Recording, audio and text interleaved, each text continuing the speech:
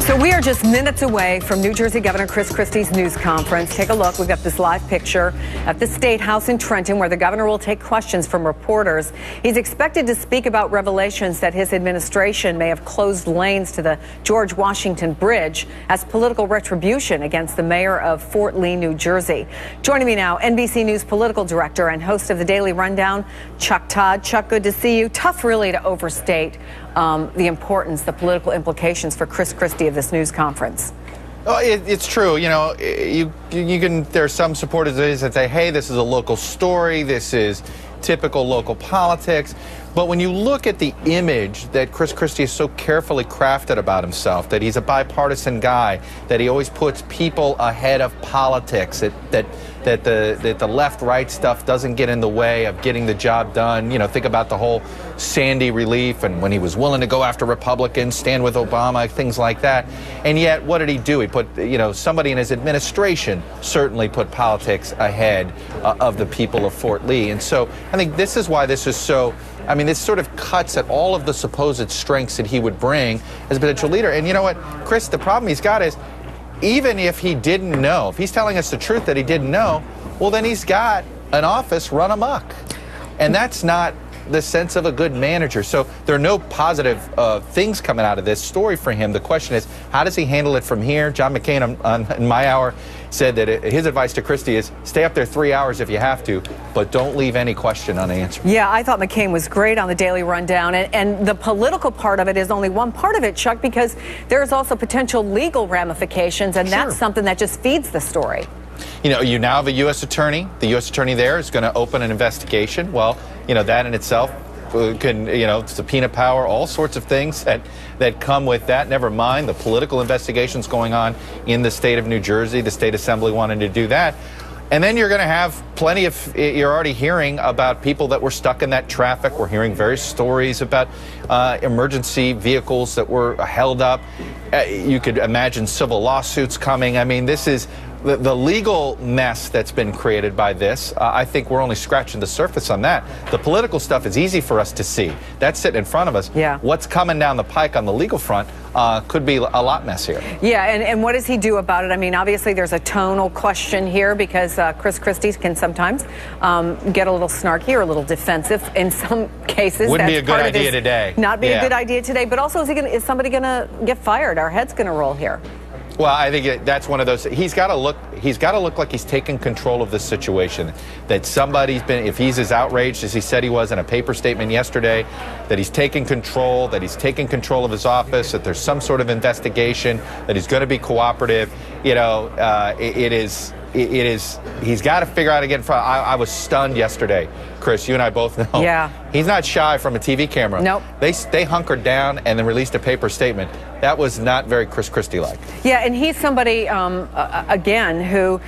Well, all right, we're gonna say goodbye for now. NBC's Chuck Todd, but you're going to be sticking around through the top of the hour, thanks to you. That is going to wrap up this hour of Jansing & Company. I'm Chris Jansing. Thomas Roberts picks up our coverage ahead of the 11 a.m. news conference. Good morning, Thomas. Hi, Chris. Good morning to you. And as you've been showing everybody, those live pictures from Trenton, New Jersey, where Governor Chris Christie is about to meet with the press. This is his first public remark since the scandal hit about his office 24 hours ago. And the scandal, it's these emails revealing that Christie aides shut down lanes of the massively traveled George Washington Bridge in an apparent act of political payback. Hi, everybody. I am Thomas Roberts, and we are all over this breaking news for you this hour as we wait for Chris Christie to step up to that mic right there. Let's quickly reset what has happened over the last 24 hours. Those emails and the texts that have been released yesterday afternoon show the Christie aide ordered the closings, allegedly to punish the Democratic mayor of Fort Lee, which is the host city for the GWB, for not endorsing Christie's run for re-election.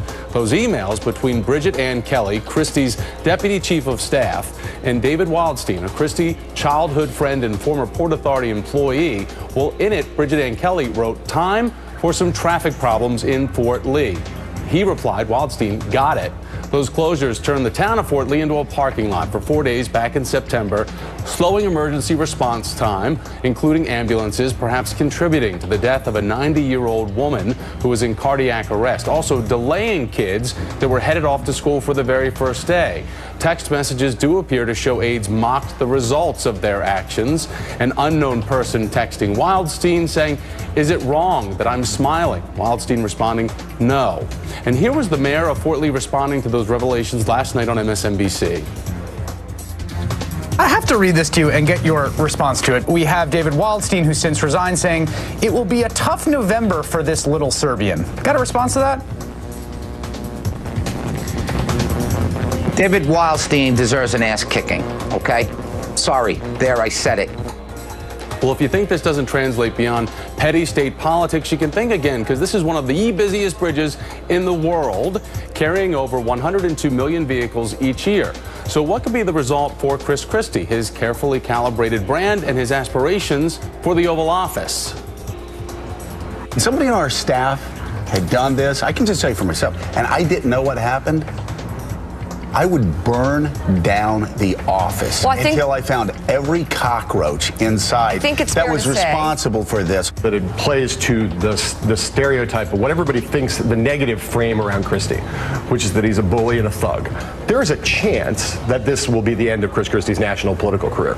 He's got to get out in front of this. He's got to own this, and somebody's got to get fired. Welcome to the NFL. Welcome to the vetting process. Now that he's essentially shown interest in being a presidential candidate, this is what life is like. Joining me now this hour, we've got New Jersey Democratic Congressman Bill Pascrell, who represents the district that includes Fort Lee, NBC News political director and the host of the Daily Rundown, Chuck Todd, host of Disrupt, Karen Finney, host of Up with Steve Kornacki, and MSNBC senior political analyst Mark Halperin, as well as Bob Engel. He covers politics at New Jersey's Asbury Park Press and co-authored the book, Chris Christie, The Inside Story of His Rise to Power. It is great to have all of you with me, and if I have to cut you off abruptly, forgive me, because we want to hear exactly what Governor Christie will say. But Congressman Pascrell, let me begin with you, because this is a national story because of the attention that comes to a figure like Chris Christie. But what is it that the people of New Jersey need to hear from their governor in the words to come? Well, particularly the people of Fort Lee and the mayor and council of Fort Lee as well have to hear not only an apology, but nobody in Fort Lee that I've talked to, and I've been keeping in constant touch since early September. Talked to the mayor again this morning because I thought he's done a masterful job in keeping his cool and not going beyond politics, not going into politics in this thing. I mean, his town was put in jeopardy. It's a Homeland Security issue as well. So he's got to look to the people of Fort Lee and apologize. And now you worked with the aide, Bridget Ann Kelly, who is the Deputy Chief of Staff for Chris Christie. You've come out in her defense. These links, these emails, these texts all do go back to this back and forth she had with Wildstein, who's not there any longer. But what does it say about the type of person that she is that you would come out and defend her, saying that it's not her fault? Well, I didn't say it wasn't her fault. I did say, though, that what I've known her to be a very reputable individual, a person of character. She worked for Assemblyman David Russo. When I was in the state legislature, I found both he and his aides to be of the top, the most classy people I've met when I was down in Trenton. Now, for you to make me believe, or anybody to make me believe, that she woke up one morning and decided that she's going to give the word to screw up the traffic in Fort Lee is pretty ridiculous. You don't believe that, and I don't believe that. And all of the people that were involved in it, look, the question is not what did he know and when did he know it, the governor. The question is, he appointed every one of these people, the people in the Port Authority, the people who surround him, the guy who's going to be the next chairman of the Republican Party in the state of New Jersey. I mean, he's going to make statements about him, and he's going to make statements, you put your money on it, about her in this. They are not if they're the scapegoats in this thing, this is even bigger than I thought. But is there a larger political impact for Chris Christie going forward? Obviously, he wants to be seen, or at least the brand that he has crafted for himself is this wildly popular Republican governor of a blue state. Well, I got to say this to you, Tom, about that. It is not only Chris Christie's folks around him that built this image, which I've talked about over 4 years, but it is the press itself that always wanted access to this guy. We are so caught up in celebrity that people can say anything about anybody, and this is not acceptable to me, and certainly it's not acceptable to the people in Fort Lee. Not only because it's part of my district, but you just cannot do these kinds of things. I mean, and the fact that emails were used, we should be sending a lesson and a message to everybody. I want to know what's the redactive part of those messages. That's what I would like to know as well. But again, it isn't what did he know and when did he know it, and did he give the final okay on this, the governor? He put all of these people in place. Right. He has to deal with that situation, and he's just been elected. I mean, he was duly and elected to governor again. Re-elected to this position. And that's what we're doing. Now, he hasn't been sworn in yet, but he's been duly re-elected. Congressman, I'm going to ask you to stand by. I want to get to our Chuck Todd on this. I see our Kelly O'Donnell is in the front row there waiting for this presser to begin. But Chuck, what does this mean talking about the people and the culture of the office of Chris Christie if he didn't know about it, and maybe he does have plausible deniability that can go all the way to the top on this, but if he has senior staffers that feel that they need to enact muscle like this? Right. No, I mean, that's the, you know, this is, obviously, it's totally debilitating to him politically if it's found out that he knew and ordered all this. But let's take him at his word. Well, then all of a sudden, has he created a culture in his office that this is acceptable behavior? Has his staff, you know, as Chris Christie, the attention to Chris Christie grows and the idea that this guy is going to become a major national figure, has his staff gotten too big for its britches? You know, they're all of this is not good news for Chris Christie. His best defense, not knowing, undercuts one of what was supposed to be his greatest strengths as a potential president. That the idea that he's on top of things, that he knows what's going on, that he's not a petty guy, but that he's in charge, that he's a take charge kind of guy. Well, take charge people don't have this happen in their own offices without them knowing about it. Karen Finney, let me ask you, because there have not been a lot of people coming out to his defense, certainly not a lot of Republicans. It's almost like a party of one for Chris Christie right now. Well, that's true, and I think part of that is because people are kind of waiting to see what he does say. And I think, look, if you've been in politics, I mean, Chuck knows this, you know, Mark knows this, Steve knows this. What is most damning is the drip, drip, drip of information. So if Chris Christie doesn't answer flat out every single question in this press conference and make sure that people feel very confident in his answers, because everybody's going to go triple check, right, and do their background research on everything he says, you're going to see more people kind of stepping back and waiting to kind of see whether or not they want to get on board this ship or not. And I think that's part of the challenge for him as the head of the RGA. Will he become a liability at a time when he's supposed to be out there helping the party and raising money? All right, let me get this one text image up for everybody. And guys, it's full screen number 2 in the text from David Wildstein after the fact that the bridge closure had happened. And it was on September the 10th. And from an unknown person, this name was not included in what was released, saying, "Is it wrong that I'm smiling?" And David Wildstein said no. Steve Kornacki, I know you used to work for him. One of your first jobs out of college was working for Wildstein. What's your thought about what type of player he is politically? He was the arm of Chris Christie's administration at Port Authority. Well, he was part of it. Bill Baroni was the guy that Chris Christie appointed, and Bill Baroni brought in David Wildstein. But I think that the interesting question here, and I should say I haven't had a conversation with Wildstein since this started, so I don't have any insider information here. But I was talking to another Republican in New Jersey today, asking about how are Republicans processing this? Why haven't we heard from more Republicans like speaking up to defend Christie or even just to buy him time here? And they said what the Republican told me is, Steve, let me ask you to stand by. Chris Christie's here. Come out here to this office where I've been many times before, and I come out here today to apologize to the people of New Jersey. I apologize to the people of Fort Lee, and I apologize to the members of the state legislature. I am embarrassed and humiliated by the conduct of some of the people on my team. There's no doubt in my mind that the conduct that they exhibited is completely unacceptable and showed a lack of respect for their appropriate role of government and for the people that we're trusted to serve. Two pieces to what I want to talk about today. The first is, I believe that all of the people who were affected by this conduct deserve this apology and that's why I'm giving it to them. I also need to apologize to them for my failure as the governor of this state to understand the true nature of this problem sooner than I did.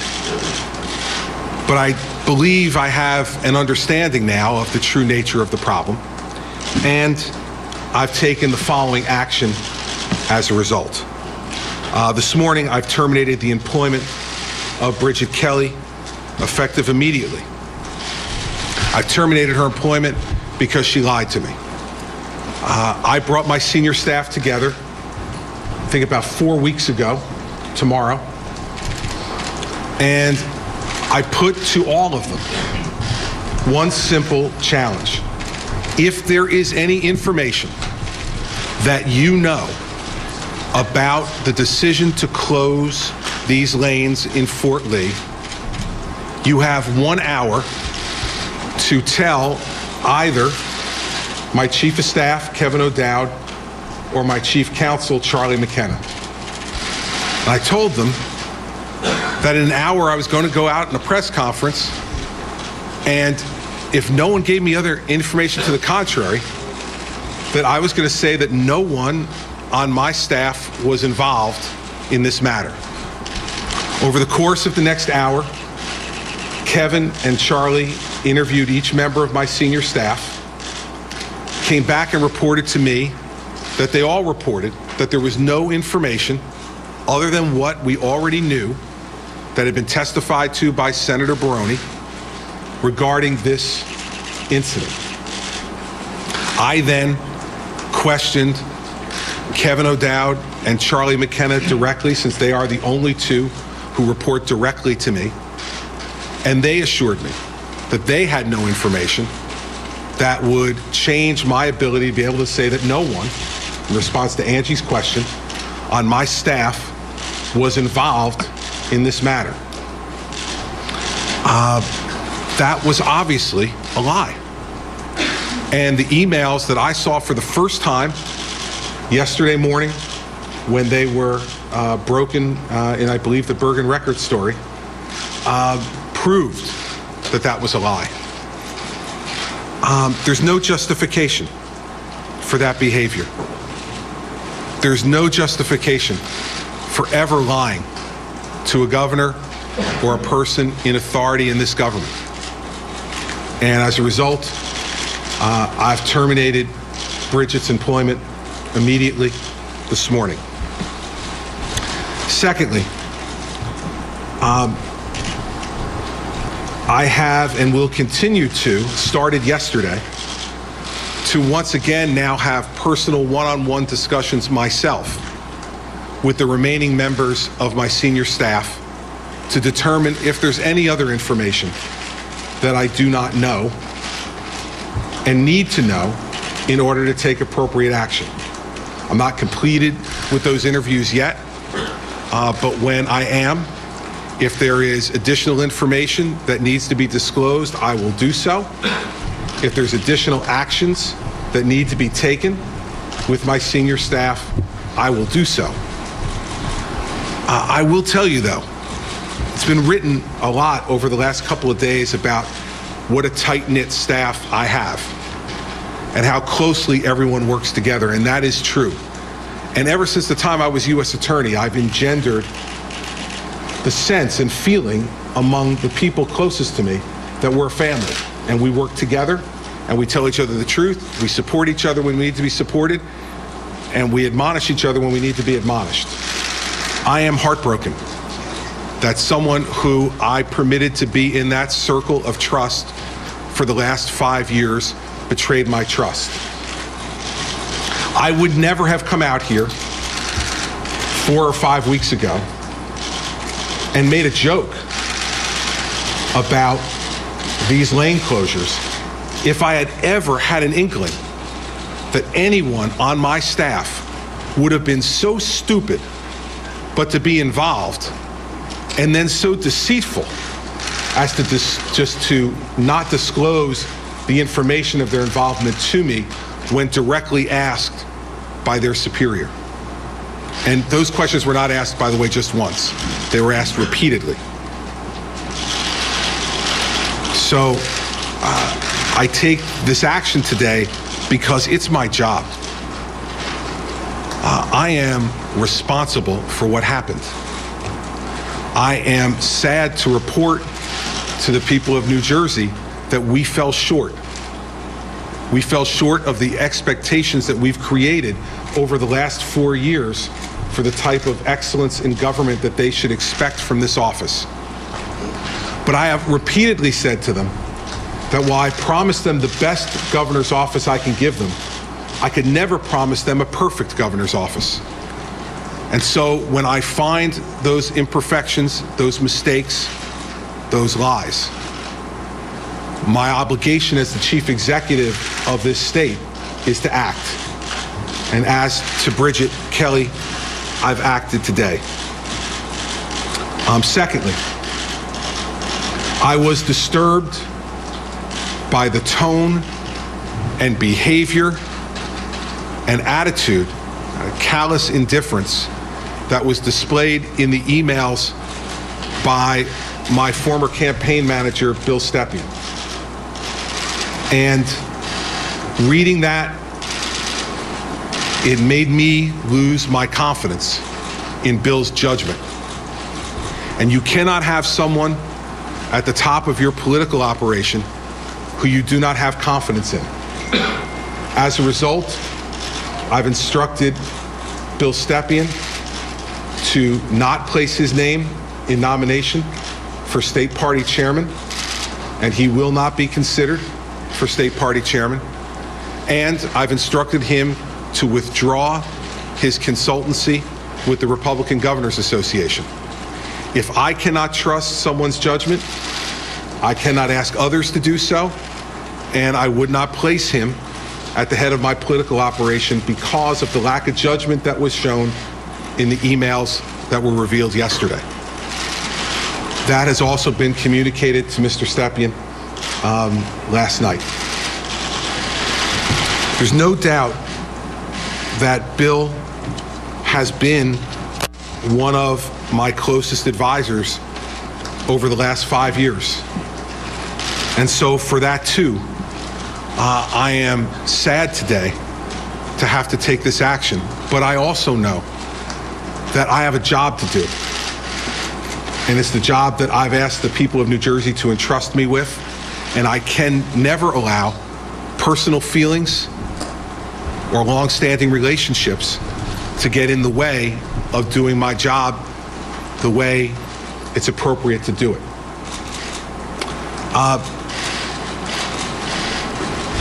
But I don't want any of you to confuse what I'm saying this morning. Ultimately, I am responsible for what happens under my watch, the good and the bad. And when mistakes are made, then I have to own up to them and take the action that I believe is necessary in order to remediate them. As I mentioned to you earlier, I spent all day yesterday digging into talking to folks and getting to the bottom of things. I know there was much discussion yesterday about what was I doing. Well, let me tell you, everybody, I was blindsided yesterday morning. I was done with my workout yesterday morning and got a call from my communications director at about 8:50, 8:55, informing me of this story that had just broken on the Bergen Record website. That was the first time I knew about this. It's the first time I had seen any of the documents that were revealed yesterday. And so before I came out and spoke to all of you, I wanted to do the best I could to try to get to bottom on some of this so that when I came out, I could answer questions as best I can and take appropriate action if action was necessary. There was no doubt from reading those emails yesterday in my mind that action was necessary. And then I wanted to make sure that I spoke to those people who advised me to make sure if there was any other information they were aware of, that I had it before I acted. I'm going to continue this process. I couldn't get it all done yesterday.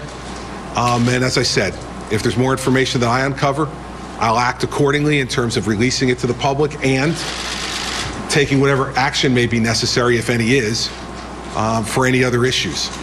And also will react to any information that's incoming from any place else, given that there's an OIG investigation and a legislative investigation. Later today, I'm going to be going to Fort Lee. I'm asked to meet with the mayor, to apologize to him personally, face to face, and also to apologize to the people of Fort Lee in their town. I think they need to see me do that personally, and I intend to do that later on today. People of those communities for 4 days were impacted in a completely callous and indifferent way, and I'm going to go and apologize for that. Let me conclude with this. This is not the tone that I've set over the last 4 years in this building. It's not the environment I've worked so hard to achieve. We saw just a few months ago, and I've seen over the course of the last 4 years, Republicans and Democrats working together, not without argument. Government's never without argument, but ultimately coming to resolution on so many different issues in a bipartisan way and running a campaign that was in fact a bipartisan campaign. And so I am extraordinarily disappointed by this. But this is the exception. It is not the rule of what's happened over the last 4 years in this administration. I've considered it over the last 4 years to be my job to be the governor of every New Jerseyan, Republican, Democrat, independent, or unaffiliated. And I've worked with elected officials on both sides of the aisle, ones that I agree with and ones that I disagree with. The political overtones that were exhibited in those documents released yesterday and the conduct by those people is not acceptable. But people, I think, all across this state understand that human beings are not perfect and mistakes are made. And I believe what they expect of me as the chief executive of this state is when that information comes into my possession, that I consider it and then act as swiftly as possible to remediate whatever ill occurred. That's what I've done today. Actions have consequences. And I'm living up to that right now. And I'll say one last thing, just so we're really clear. I had no knowledge or involvement in this issue, in its planning or its execution. And I am stunned by the abject stupidity that was shown here, regardless of what the facts ultimately uncover. This was handled in a callous and indifferent way, and it is not the way this administration has conducted itself over the last 4 years, and not the way it will conduct itself over the next 4. I will do everything within my power to assure the people of New Jersey that, and I thank them for their willingness to consider my apology on behalf of this government. In the end, I have 65,000 people working for me every day. And I cannot know what each one of them is doing at every minute. But that doesn't matter. I'm ultimately responsible for what they do. And that's why I took this action. David? Governor, beyond the apology and the terminations that you've announced, what other steps, concrete steps, do you plan to take to demonstrate to the people of New Jersey and the people of the country that you want to change the perception of what has happened here? And will that include working cooperatively with these investigations that are now moving forward? Because in the past you had some rather nasty words for the people who were heading them up.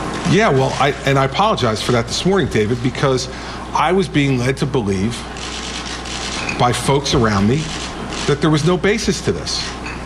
And so, you know, and let's be fair. There have been times when there have been investigations around here that have led to nothing and have had no basis. But I was wrong. And so now, having been proven wrong, of course we'll work cooperatively with the investigations. you know, I'm going through an examination, as I mentioned to you right now. That's what I'm doing.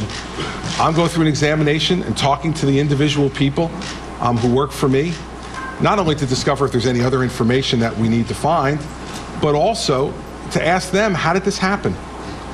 How did, you know, how did this, you know, occur to us? I think, you know, listen, as I said before, I've had a tight-knit group of people who I trust implicitly. I had no reason to believe they weren't telling me the truth. It is heartbreaking to me that I wasn't told the truth. I'm a very loyal guy, and I expect loyalty in return. And lying to me is not an exhibition of loyalty. And so, you know, I'm going to look into this personally. This is my responsibility, David. And so what steps we'll take after that, if there are concrete steps beyond what I've done today, then we'll certainly announce them and talk about them. If not, then, you know, I'll just say, listen, I think we've gotten to the bottom of this, and we're going to move forward with the new team. And, you know, I have a new team coming in as well, who I'm trying to integrate now also in the next 2 weeks. So there'll be a lot of action going on around here. Kelly? Your critics say this reveals that you are a political bully, that your style is payback. Are you, and does this compromise your ability to serve? No, I'm not. I mean, listen, Kelly, politics ain't beanbag. Okay, and everybody in the country who engages in politics knows that. On the other hand, that's very, very different than saying that, you know, someone's a bully. I have very heated discussions and arguments with people in my own party and on the other side of the aisle. I feel passionately about issues, and I don't hide my emotions from people. I am not a focus group tested, blow-dried candidate or governor. Now, that has always made some people, as you know, uneasy. Some people like that style, some people don't. And I've always said, I think you asked me a question today after the election, are you willing to change your style in order to appeal to a broader audience? And I think I said no, because I am who I am, but I am not a bully. And what I will tell you is that the folks who have worked with me over a long period of time would, I believe, tell you that I'm tough, but I've shown over the last 4 years in the tone that we've set here that I'm willing to compromise, that I'm willing to work with others. And the campaign showed, with all of the folks who came from the other side of the aisle to support us, that if we weren't willing to have relationships with those folks, it would have never happened that way. So I don't believe that, Kelly, and I don't believe the body of work in the last 4 years displays that. Now, in this instance, the language used and the conduct displayed in those emails is unacceptable to me. And I will not tolerate it. But the best I can do is, when I see stuff like that, to end it. And I know that won't satisfy everybody, but I'm not in the business of satisfying everybody. I'm in the business of trying to satisfy the people who elected me governor. Michael? Michael? Governor, you say that you're going to individually interview all the members of the governor's office. Just senior staff, yeah. What about the campaign? Are you going to personally interview? Well, How confident are you that it doesn't rise above Bill Stepien in the campaign? There was no one above Bill Stepien in the campaign. He was the campaign manager. So there was no one above Bill Stepien in the campaign. But there were plenty of other officials, some of them got quite close to you. Yeah, but Michael, their role in the campaign was not the day-to-day operation of the campaign. Bill Palatucci was the chairman of the campaign, and he was essentially involved with fundraising. That was Bill's main task. Mike Duhane was the general consultant. He dealt with TV ads and mail pieces. So the day-to-day operation of the campaign. You're sure that they didn't know about? Yes, I've spoken to both of them. They were two of my discussions yesterday. Yes. Angie, guys, we don't work that way. How confident are you that this tactic, this bullying tactic, this revenge retribution tactic did not go off beyond this, or are you? Well, listen, Angie, I'm smart enough now, after this experience, not to go out there and certify that unequivocally, okay? I don't have any evidence before me as we speak that it went beyond this incident. But I can't tell you that I know that for sure as to every aspect of everything, because now I have to be much more circumspect about that.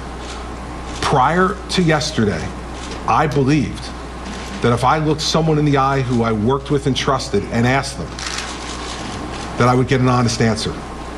Maybe that was naive, but that's what I believed. So now I'm going and digging in and asking more questions.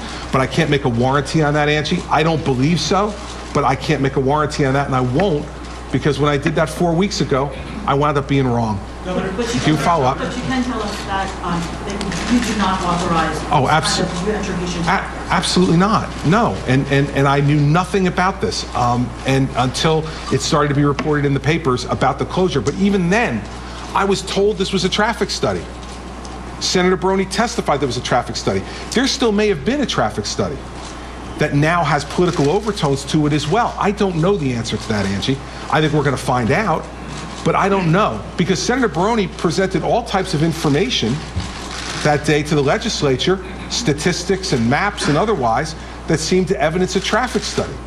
So why would I believe that anybody would not be telling the truth about that? I said that, I think, at the time. But I'm not finished yet, guys. But the fact is that regardless of all that, you know, it's clear now that in the minds of some people, there were political overtones or political side deals on this. And that's unacceptable. So whether there was a traffic study or not, I don't know. It appeared that there was one based on what I saw in the testimony. But regardless of whether there was or there wasn't, there clearly were also political overtones that were evidenced in those emails and other messages that were never ever brought to my attention until yesterday. Yeah. Can you understand why people would have a hard time believing that you didn't know about these lane closures, considering your management style and the closeness of your staff? And if you didn't know about it, what does that say about your ability to lead? Well, listen, I am. There's this kind of reputation out there of me being a micromanager. I'm not. I mean, I think if you talk to my staff, what they would tell you is that I delegate enormous authority to my staff. And enormous authority to my cabinet. And I tell them, come to me with the policy decisions that need to be made, with some high-level personnel decisions that need to be made, but I do not manage in that kind of micro way, first. Second, there's no way that anybody would think that I know about everything that's going on, not only in every agency of government at all times, but also every independent authority that New Jersey either has on its own or by state, both with New York, with Pennsylvania, and with Delaware. So what I could tell you is if people find that hard to believe, I don't know what else to say except to tell them that I had no knowledge of this, of the planning, the execution, or anything about it. And then I first found out about it after it was over. And even then, what I was told was that it was a traffic study. And there was no evidence to the contrary until yesterday that was brought to my attention or anybody else's attention. And so I understand why people would ask that question, and I understand your question completely. But what I also want to tell the people is that even with all that being said, it's still my responsibility. I didn't know about it, but it's my responsibility because I'm the governor. So I'm taking that responsibility and taking actions appropriate with executing the responsibility in accord with what the information is today. Marcia? Governor, the U.S. Attorney in New Jersey has said it's opening an investigation to determine whether a federal law was violated. If you were the U.S. Attorney in New Jersey at one time, if you were the U.S. Attorney, would you think that there's anything to be investigated and could you bring any charges? As I've said many times, when I was U.S. Attorney, I hated when politicians stood behind a podium and said, this is what the U.S. Attorney should or shouldn't do, and I'm not going to engage in that kind of conduct at all. Are there any other cases, are you asking your staff, if there are any other cases of political retribution that were conducted during your campaign to other mayors? Well, listen, again, let me say this. Clearly, that's the tone of those emails. But the other part of this that just shocks me is, as I've said to you all many times before, Mayor Sokolich was never on my radar screen. He was never mentioned to me as somebody whose endorsement we were even pursuing. And in fact, I think he said on CNN last night that he doesn't recall ever being asked for his endorsement. So part of this is I never saw this as political retribution because I didn't think he did anything to us. Now, we pursued lots of endorsements during the campaign from Democrats, and we didn't receive most of them. We received about 60 at the end of the day. We pursued hundreds. And so I don't have any recollection of at any time anybody in the campaign ever asking me to meet with Mayor Sokolich or call him, which was the typical course that was used when we were attempting to get an endorsement, that staff would work with the elected official first, and then when they thought, using the vernacular, the ball was on the tee, they would call me in to make a phone call or have a meeting or a breakfast, and I would then meet with the elected official and see if I could bring it over the line. I don't remember ever meeting Mayor Sokolich in that. Certainly I never did in that context. I'm sure I met him at some point at an event in Bergen County, but I have to tell you, until I saw his picture last night on television, I wouldn't have been able to pick him out of a lineup. And so part of this is, the reason that the retribution idea never came into my head is because I never even knew that we were pursuing his endorsement. And no one ever came to me to get me to try to pursue the endorsement in any way. So I never saw it as a serious effort. Now that you know it did happen. Well, sure, of course.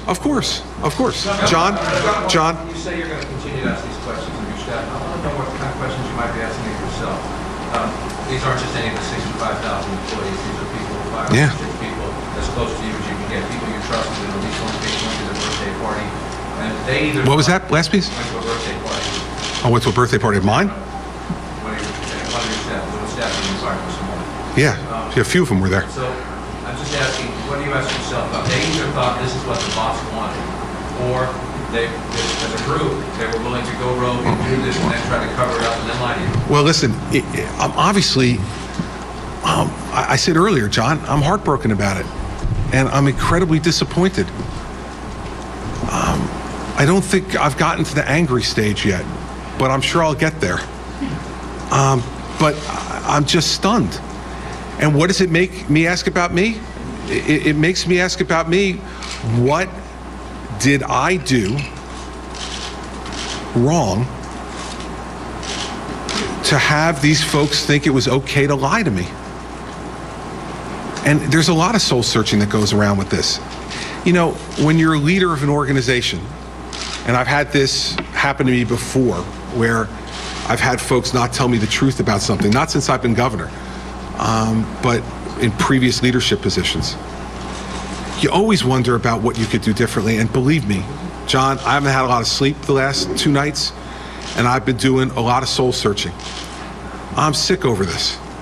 I have worked for the last 12 years in public life, developing a reputation for honesty and directness and blunt talk, one that I think is well deserved. But, you know, when something like this happens, it's appropriate for you to question yourself, and certainly I am.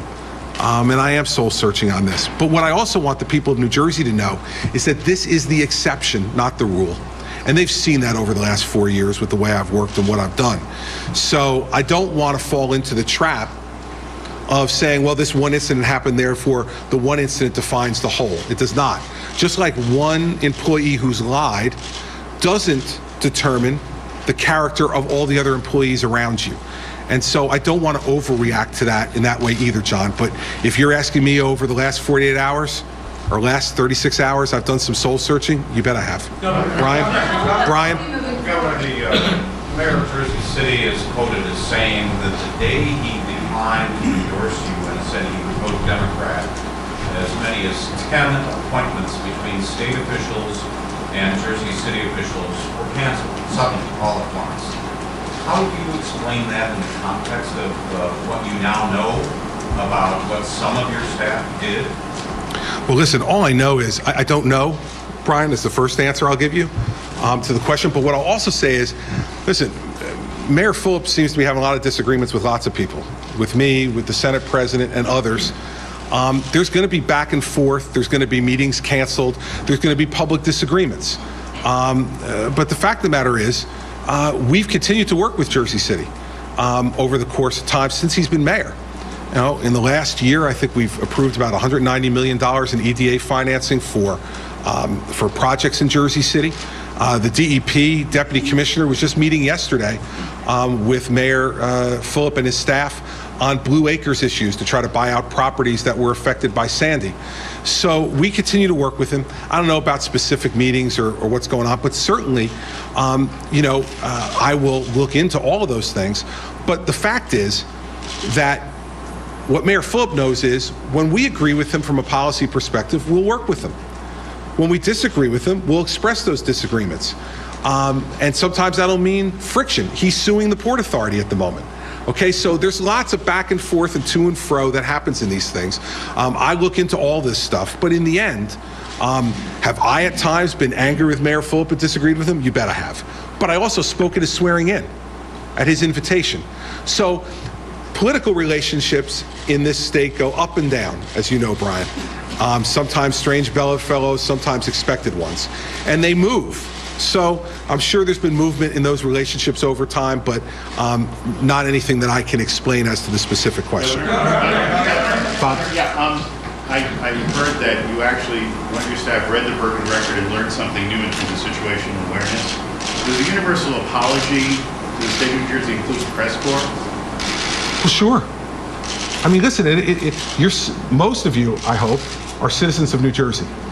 So you would There's some exceptions. I know there are. I know that we don't need to point them out.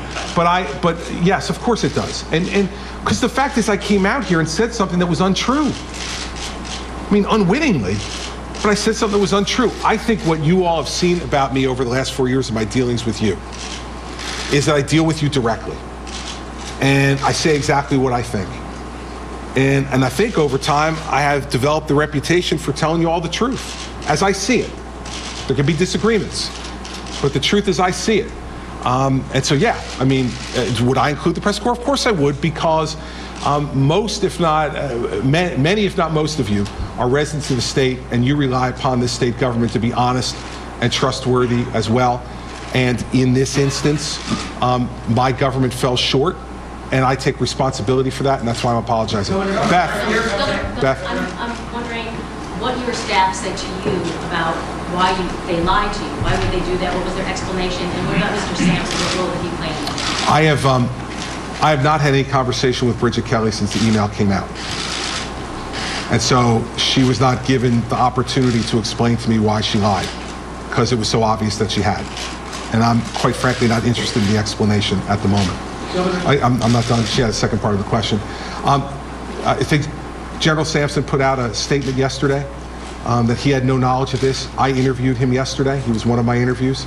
I'm convinced that he had absolutely no knowledge of this, that this was executed at the operational level and never brought to the attention of the Board of Commissioners until Chairman Foy wrote his email, or Executive Director Foy wrote his email to the Board of Commissioners. And so I sat and met for 2 hours yesterday with Mr. Sampson, General Sampson, and again, I'm confident that he had no knowledge of this based upon our conversations and his review of his information. So I think, as he said yesterday, he's angered by this and upset about it. And I know that he's going to lead, cooperate with the OIG investigation that's ongoing, and lead a discussion at the Port Authority about what can be done in the future to stop such conduct. Charlie? You mentioned earlier that the question you're asking in reflection is, what did I do wrong to have these folks lie to me? But are you also asking the question, what did I say, or how did I conduct myself in office or behave in a way that would let these folks think it was okay to carry out such a scheme like this? The criticism has been that, suspicion has been that you fostered a culture through your administration or campaign that allowed people to think it was okay to intimidate or retaliate against people. No, Charlie, listen, I haven't, because I know who I am. And I'm not that person. And listen, it's easy for people to be characterized in public life based upon their personality. And I have a very direct, blunt personality. And I understand why some people would then characterize that, especially people who don't like you, as bullying.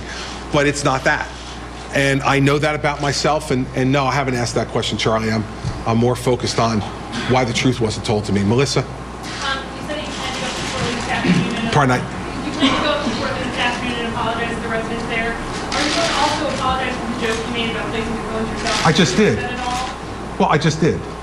I said I'm sorry for that, and I would have never made that joke if I knew the facts that have come forward to me today. So. I would say, what prompted you to joke about it in the... Because I thought it was absurd, and I thought that we had nothing to do with it.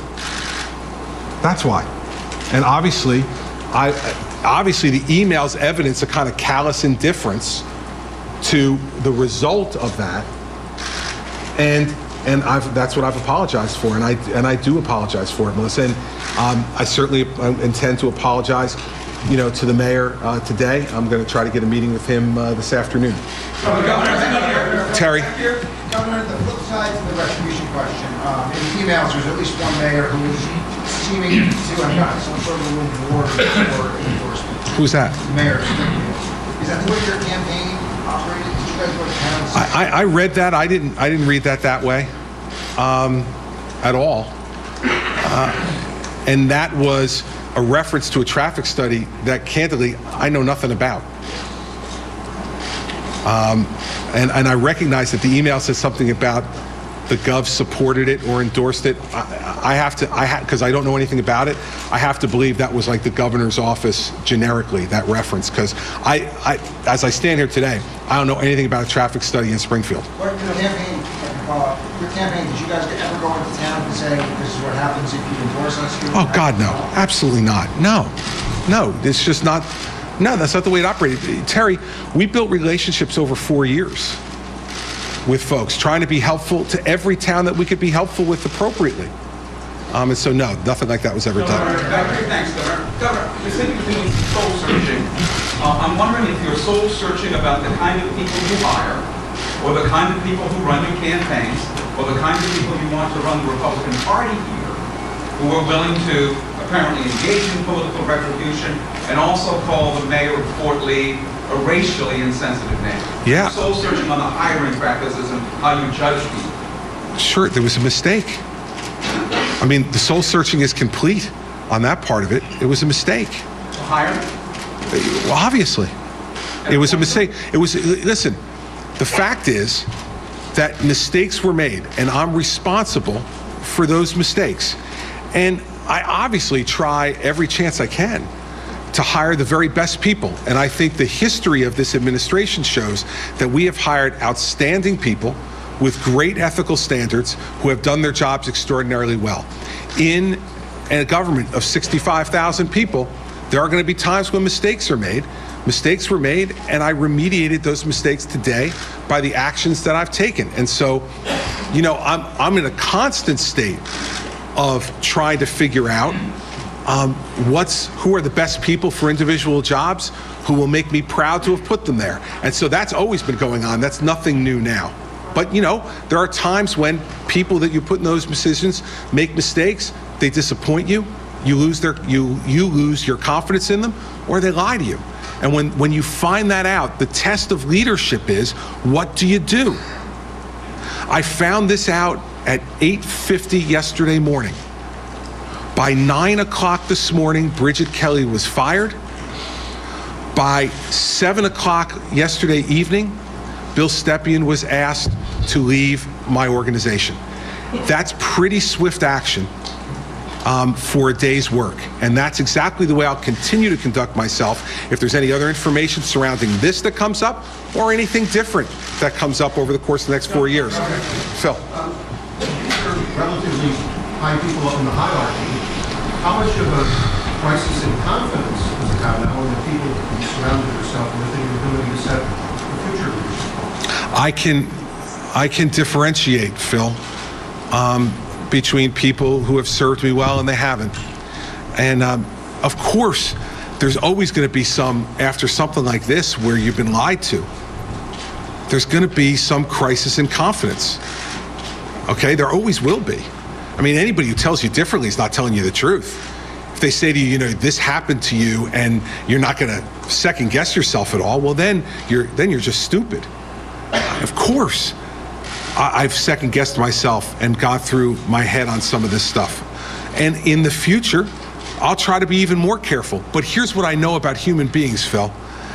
I've hired a lot of them in my time as U.S. attorney, as governor, and as a hiring attorney in a private practice law firm. Sometimes, despite the best background checks, despite the best interviews, despite your best instincts, sometimes people are a mistake hire. Sometimes they start off as a good hire, and because of circumstances that happen in their life, they change. You can't prevent everything. But the test of leadership is, when you find it out, what do you do? And I'm saddened to have to do this. It's difficult personally to do, but it's my job. And I've taken an oath, and I'm going to execute my job. Josh? Governor, one thing I want to clear up, because you mentioned that you hadn't slept the last 2 nights. People had just found out about this yesterday morning when the record broke the story. Is that just a misstatement? Yeah, I'm sorry. Okay. The other thing is, in terms of drilling down, now that we've been able to get a handle a little bit more on what happened there? Was there a threat or an ask for an endorsement? Was there then the retribution? And what about this piece where there was some sort of vendetta exercise against the New York side at the Port Authority after the revelations first began appearing in the press? A few things. First off, to my knowledge, and I think the mayor said this last night, I have no knowledge of him being asked for an endorsement. He may have been, but he certainly was never asked by me. But he, I think, said last night on television that he doesn't recall ever being asked for an endorsement. That's why this made no sense to me, Josh, because why would you execute a vendetta against somebody who you didn't even give a chance to say no to? Put aside the fact that you shouldn't do that at all. But then if you never asked him for an endorsement, why are you mad at him that he didn't give one? None of it made any sense to me. So that's the first point. So you still don't know what prompted? I don't. And again, I don't know whether this was a traffic study that then morphed into a political vendetta, or a political vendetta that morphed into a traffic study. I mean, I've seen in front of the legislature statistics and other things about the traffic study, so I know there's information there. I don't know what it is. And so we'll find out over time, maybe. But that's really in the minds of the people who were doing it.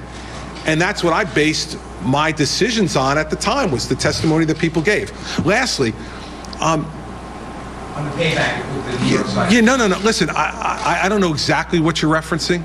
But I think that you're talking about the FOI memo that was leaked. Is that what you're talking about? No. Well, as the memos, and it was a little hard to follow because of the redaction, but it seemed that according to Wildstein's emails, the traffic issue arose, complaints were made, a story appeared in one of the newspapers, complaints were then lodged internally at the court over the stories, and so Wildstein says, I don't know the exact words, so forgive me, but it's something along the lines of, we're taking appropriate action against the New York side, and Sampson is working with us on it. Yeah, it was something, yeah, I asked General Sampson about this. I think it said something to that effect. I don't remember exactly what it was. I asked General Sampson about that yesterday. He said he has absolutely no idea what Wildstein's referring to, and that the only communication that he had at that time was his concern that he expressed to fellow commissioners about internal Port Authority documents being leaked.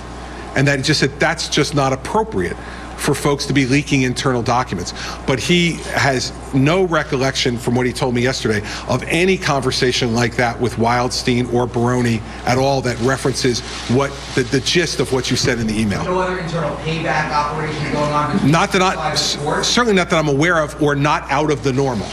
I mean, let's remember something too. This is a bi-state agency with significant tension all the time. Now, there's no tension between Governor Cuomo and I. We get along quite well, and when issues rise to our level, we've always been able to resolve them. But there is tension, and always has been, between New York and New Jersey on the allocation of resources at the Port Authority.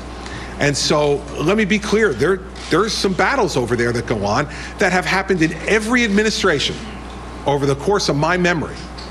But you can't connect that to, that's kind of the ongoing nature of the tension of that agency.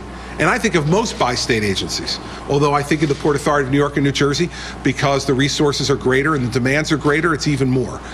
So no, nothing that I know of that's specific to that, Josh, but I do want to make clear to people that, you know, there is tension that goes on between the employees of these agencies. Not every one of those issues of tension, thank goodness, are raised to my level and Governor Cuomo's level. But the good news for the people of New York and New Jersey is that when those issues have been raised in the last 3 years to my level and Governor Cuomo's level, we have always, between the two of us, amicably resolved it and been able to move on. And sometimes that's the roles governors have to play in that agency. Governor, yeah. 2 questions about your judgment. You said clearly that you had nothing to do with the actual implementation of what happened. So are you now questioning your own judgment about whether or not you could discern whether your nose for scandal could discern whether or not putting out a series of cones to change a couple of lanes of traffic was actually a legitimate traffic study? Okay, let me answer that and then I'll let you follow up. I don't know what makes a legitimate traffic study. It's not my area of expertise. And so I wouldn't have a nose for that. Just wouldn't. I don't know what makes a legitimate traffic study. I've been told that sometimes they're done live, sometimes they're done by computer model. I've heard that in the professionals who testified for the Port Authority. But you'd have to go to them to ask them what a legitimate traffic study is. I probably wouldn't know a traffic study if I tripped over it. So in this environment, it didn't raise a smell to you? No, it didn't. Second, he had follow-up. Go ahead. You said that just a moment ago, that sometimes this raises to the level of governors. There's a report now that in fact you called Governor Cuomo to complain that the New York representative on the Port Authority board was asking too many questions. Not true. Not true. I've denied that story before.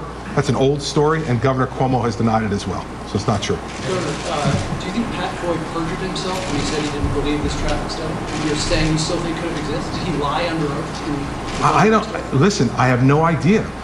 But clearly, you know, there's a difference of opinion between Senator Buono and Pat Foy about the existence of a traffic study. And there seemed to me to be evidence that Senator Buono showed of statistics and maps and other things about a traffic study. Now, this could go back to the nuance of what really constitutes a traffic study or not. And they may be arguing about some specifics and nuance that I'm not familiar with.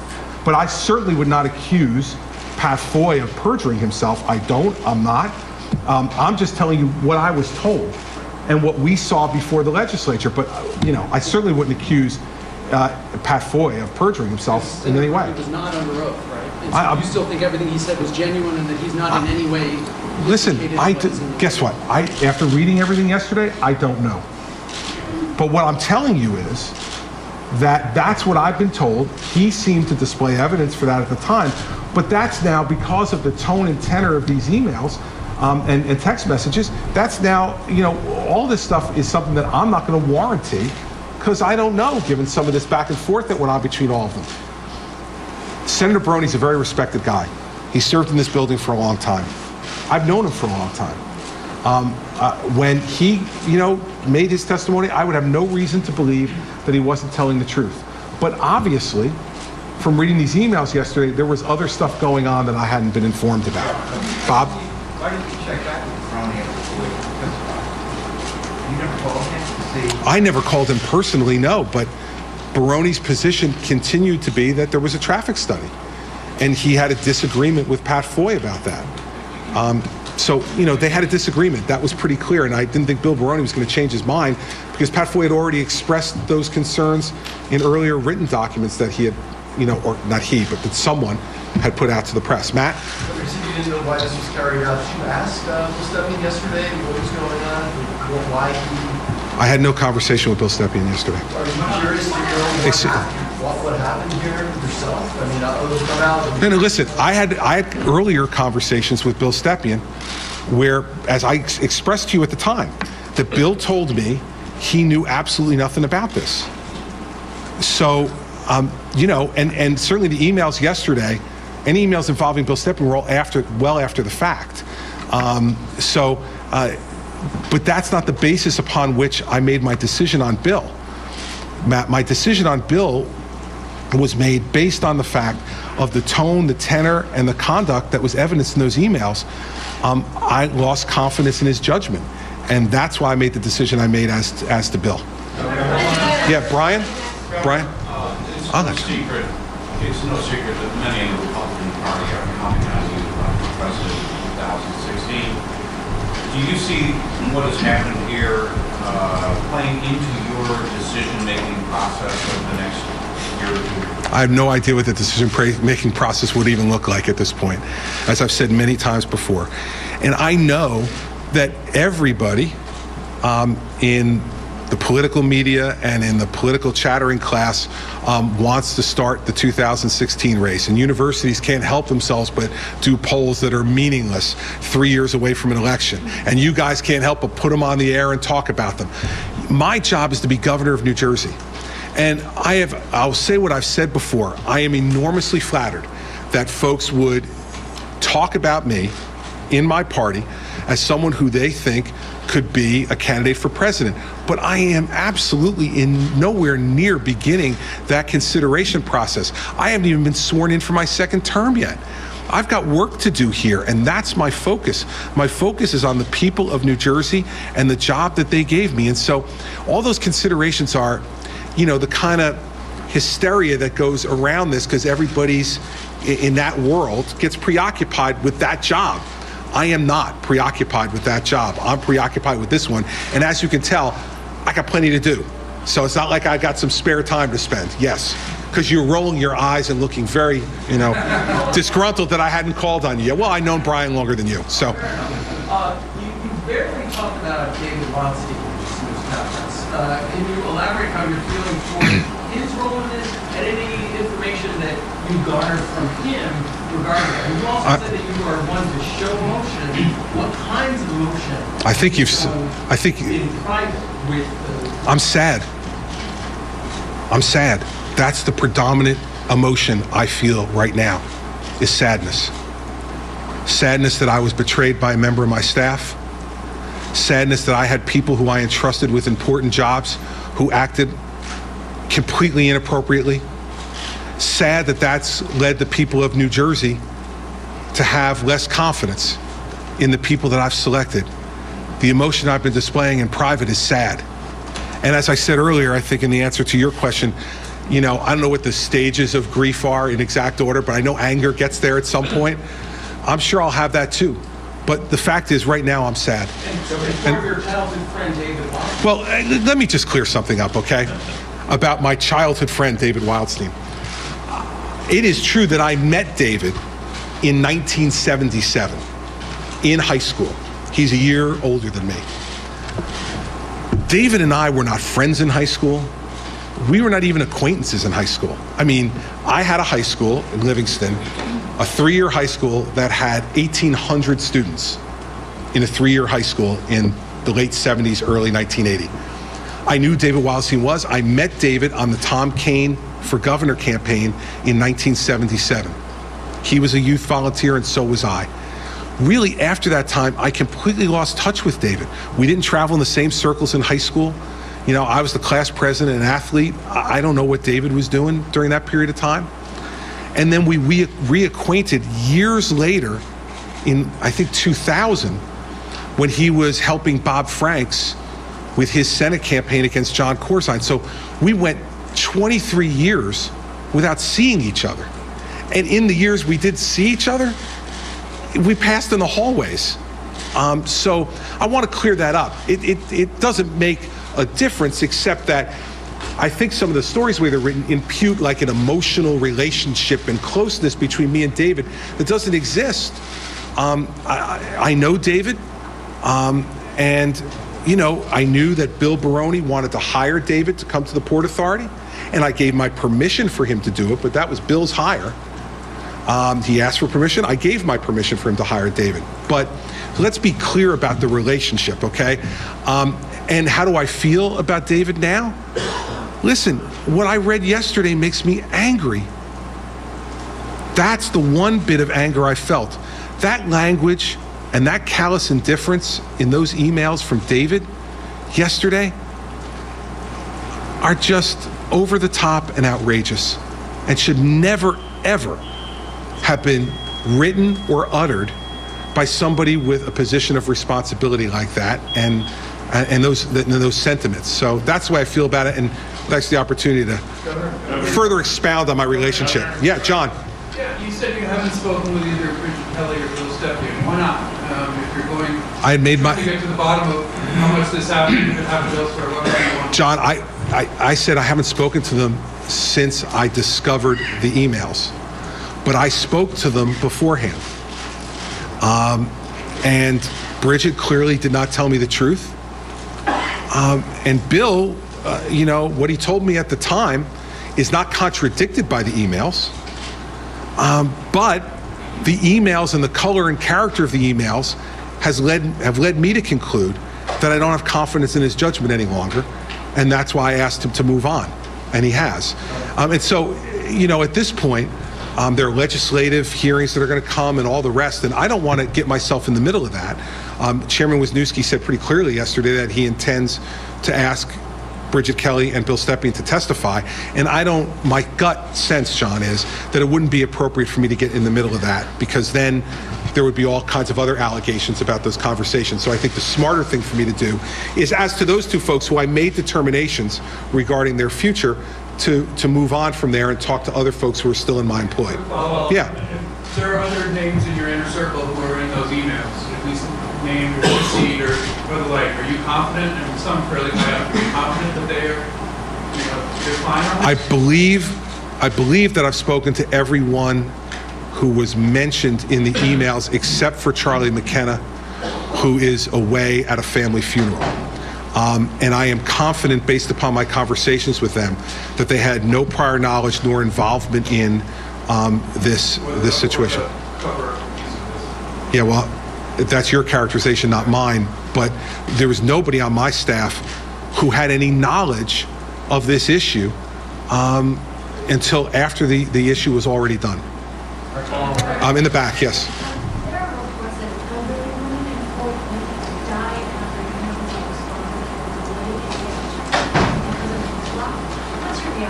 It's awful. Now, I've also seen conflicting reports about what the cause of death was and whatever, but it doesn't matter. It's awful to hear. Again, listen, all I can do is apologize for the conduct of people who worked for me. I can't do anything else. I can't reverse time. If I could, believe me, I would. But I'm just going to apologize. I think that's all you can do. And there's really nothing else you can do. David. Governor, along the lines of doing the job as governor that you have said that you're focused on regaining the trust of the people of New Jersey, a lot of people are upset about this and shocked. The first couple of years you were governor, you did a lot of town hall meetings. You traveled all over the state. You spoke to people.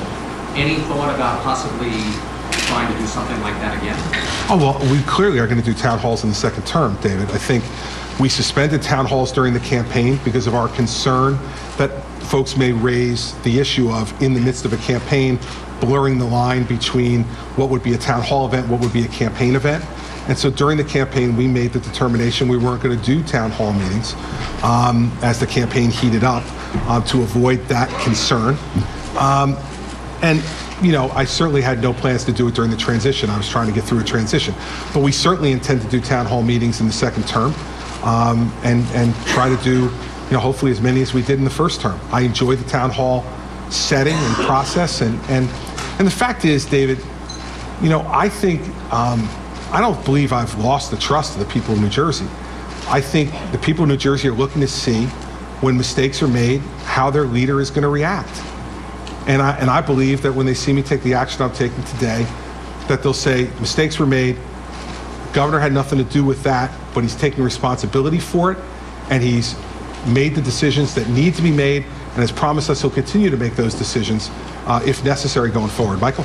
Governor, two questions. Do you think David Wildstein should go before the Assembly Transportation Committee this afternoon and tell everything he knows? Listen, that's between David and his attorney.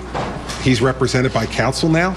I mean, I'd love to hear the whole story for my own purposes, but I can't, advise them what to do. Someone who's represented by counsel is going to make his own judgment. You wouldn't encourage him to do that? I just did. I said I'd like to hear the story. but I don't want to be in the position of instructing someone to do something because they're represented by counsel. He and his lawyer will determine what they believe is in their best interest. Certainly, hearing the story would be good for everybody. Follow, please. Who initiated this whole thing? I don't know. I don't know. I mean, listen, up to this point in time, up till the emails were released yesterday, it was Senator Buono's testimony that Mr. Wildstein initiated it at his approval, with his approval. Now, I don't know, given some of the emails that I saw yesterday. But clearly, Mr. Wildstein played a major role in it. Whether it was his idea and initiation, as Senator Buono testified, I guess time will tell.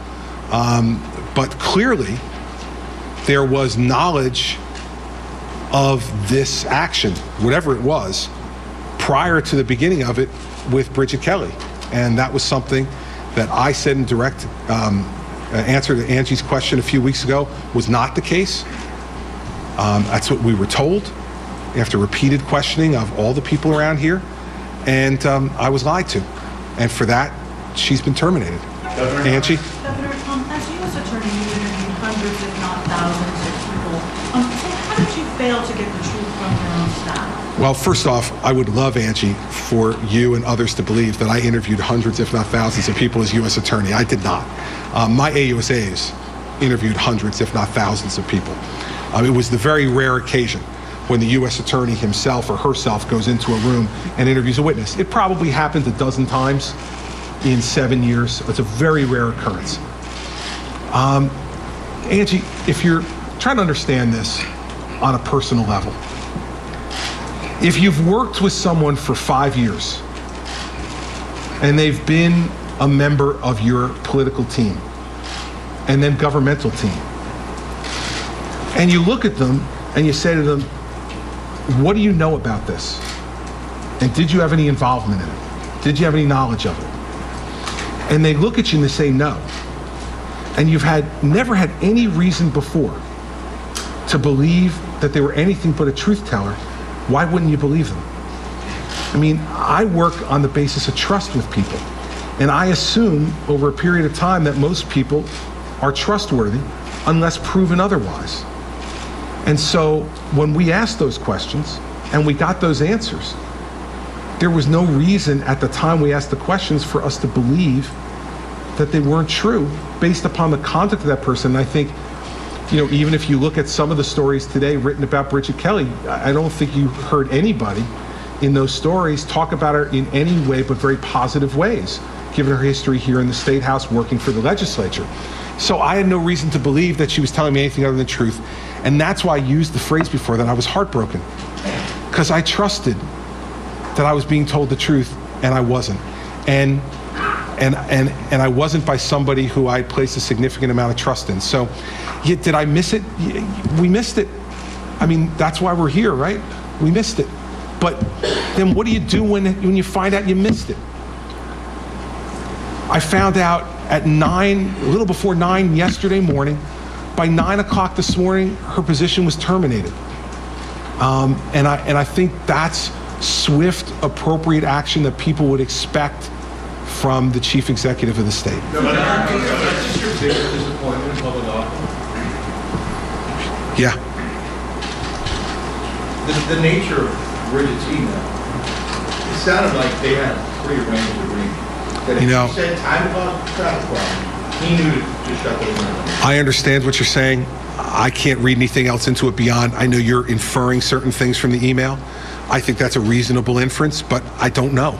I don't know the answer, because remember, when we asked questions, we didn't even know about the existence of the email. I found that out for the first time at 8:50 yesterday morning.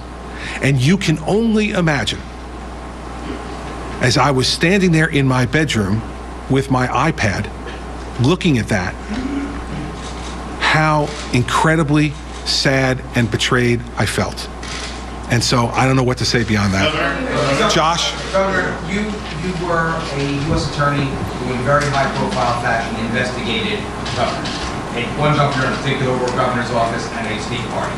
You now are a governor who has a U.S. attorney investigating people that were connected to your lives. Okay. What instructions are you giving, have you given to your staff? What will you do? And can we expect to see claims of executive privilege and you know, Mr. Fishman, you cannot have documents? Or are you going to cooperate fully and you're an open... Listen, I have absolutely nothing to hide. And I have not given any instruction to anyone yet, but my instruction to everybody will be to cooperate and answer questions. You know, Josh, I have nothing to hide, so any questions anybody wants to ask me, they can ask. You know, from law enforcement, you know, anything they want to ask, they can ask. So we have nothing to hide, and this administration has nothing to hide. Governor? Yeah, Bob. In terms of, it seems like your fact-finding is still getting some momentum. You're still finding out what's going on. Do you think this could have an impact that you should put on hold Kevin O'Dowd's nomination to be Attorney General, since he was the Chief of Staff and would probably be involved in setting the tone? Oh, absolutely not. Kevin's you know, confirmation hearing will go forward on Tuesday. And I expect, you know, he'll be vigorously questioned like any candidate for Attorney General should be. And I expect that he'll get swift and certain confirmation because he deserves it. Elise. Much of this, as we saw from the emails, much of this discussion was taking place on private email accounts. Have you asked your staff to stop communicating government business on private email accounts? I hadn't thought about that yet, Elise. There's been a lot of things I've been thinking about. That wasn't one of them. I'll put it on my list to consider, but I haven't thought about it yet. Have you read any other emails? Yesterday's emails were just a small amount apparently of what's available. We've been given no documents, Elise. Have you requested any more documents? I don't know, but we certainly, none were offered to us to review. The first time we saw any documents was on the Bergen Record website yesterday morning, and we haven't been offered any. Charlie? Bridget Kelly, did she have the authorization to carry out significant policy decisions such as an authorization of the governor's office approval for a traffic study or funding without getting prior approval from you or your senior staff? Or was she just free to make those decisions? Was she authorized to make those decisions? Listen, I don't believe Bridget had policy authority on any issue. Bridget's job was to interact with the other governmental agencies and to have interaction with members of the legislature. And that was her job. So my understanding of her authority was that she had no authority on policy, that policy issues had to be run through the Chief of Staff's office. And so, no, again, I know there's certain suppositions in that question, but my understanding of Bridget's authority was not that it extended to policy, no. Melissa. To get to that supposition, or as a follow-up question, is it a belief that some have shared that they find it hard to believe that Bridget would be making these kind of calls, making these kind of decisions, as reflected in the email that we saw yesterday, without prior approval, without the knowledge of your senior staff? She had no prior approval. I mean, let's put aside the supposition. She had no prior approval from the Chief of Staff, who was her direct report, and she had no prior approval from the governor. She did not seek it. We weren't informed about it. And so if she acted in a manner which exceeded her authority, which seems, to be a possibility, that's what she did. But I had no knowledge of this, and neither did the Chief of Staff. Melissa. One of the emails seems to indicate that members of your communications team and Day or David Wildstein might want to resign. Was your administration involved in seeking his resignation at all in all of this? Do you know that David was out? I spoke to Mike last night. David, at that time, was considering whether or not to resign. And he made the determination the next day in a meeting with the administration to resign. But I don't believe, from my conversation with Mike last night, that was the main topic of the dinner that night. The dinner was a social dinner, not a professional dinner. Jenna. You said that you traffic studies, but can you just clarify, is it your intention at this point to get to the bottom of why the lanes were ultimately closed? Well, to the extent I can, Jenna. I mean, from what I know at this point, Mr. Buono and Mr. Wildstein's position is that the lanes were closed to do a traffic study. And I've heard nothing from them that changes their position. I now see emails which indicate that there is a political overtone to what went on. I don't know what the situation is. I don't know whether, like I said, I think I answered this before, I don't know whether this was some type of rogue political operation that morphed into a traffic study, or a traffic study that morphed into an additional rogue political operation. I don't know. Well, listen, as best I can, but, you know, Mr. Wildstein is scheduled to testify, you know, at the legislature. So, you know, not like he's available for interview. You know, I'm not going to, as I said in response to a question over here, I'm not going to get in the middle of the legislative process with people that they've already noticed to be witnesses. I think that would be inappropriate. Let them do their job. Because if I did, then I'd be accused of trying to play around with testimony, which I'm not going to get involved in. Marcia. Governor, at one point, talking about traffic studies,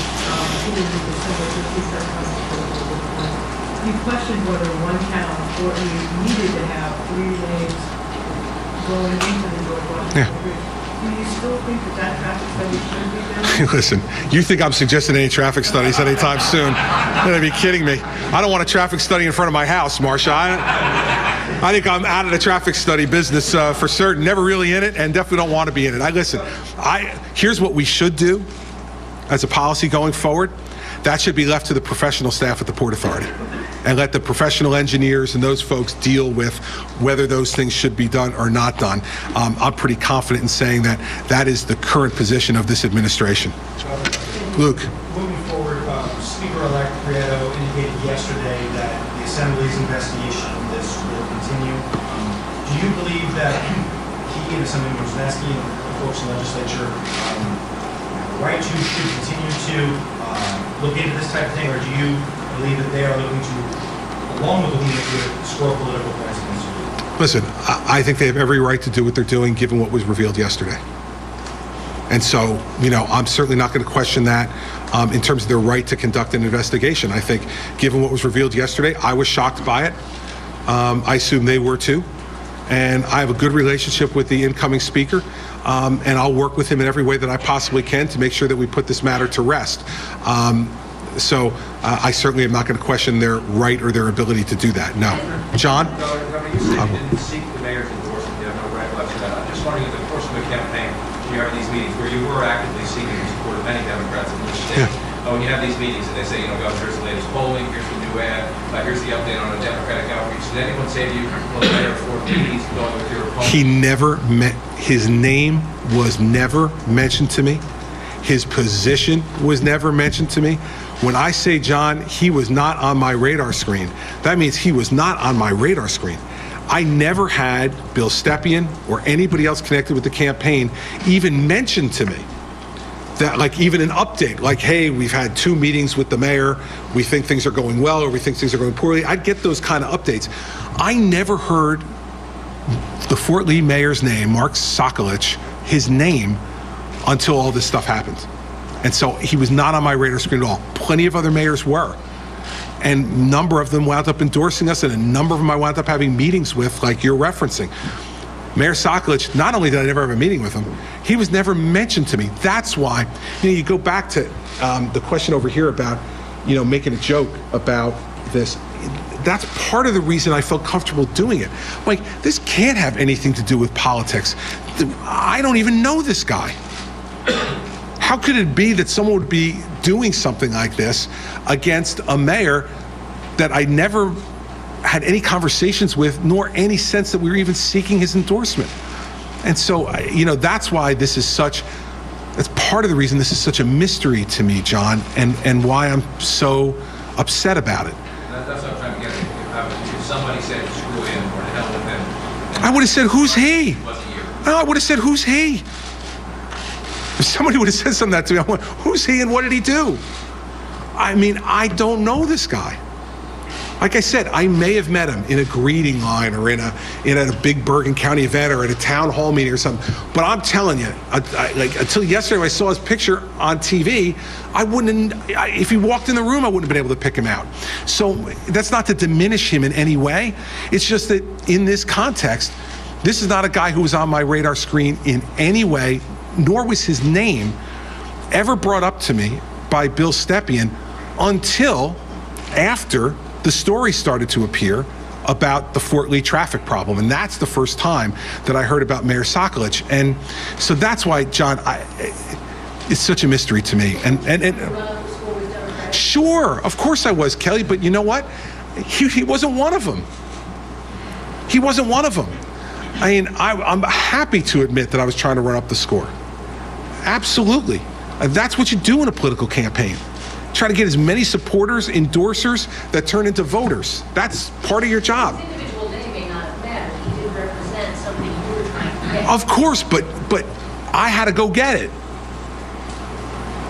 Invariably in these things, I ultimately had to make a phone call or do something to bring the person over the finish line. It was the rare occurrence that I never met a person or spoke to them or had that arrangement with them. So, my point to you is, I'm trying to give you context for why I didn't think this was an issue.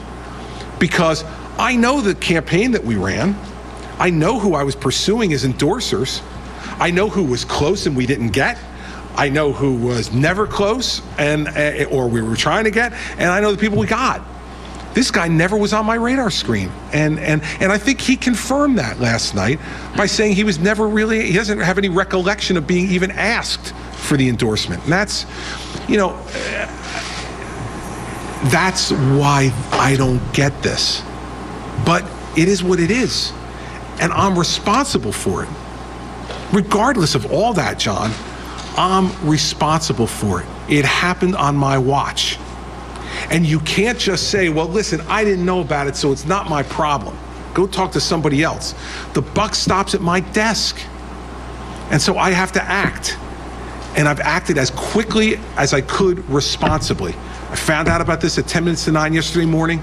By 9 o'clock this morning, Bridget Kelly was terminated.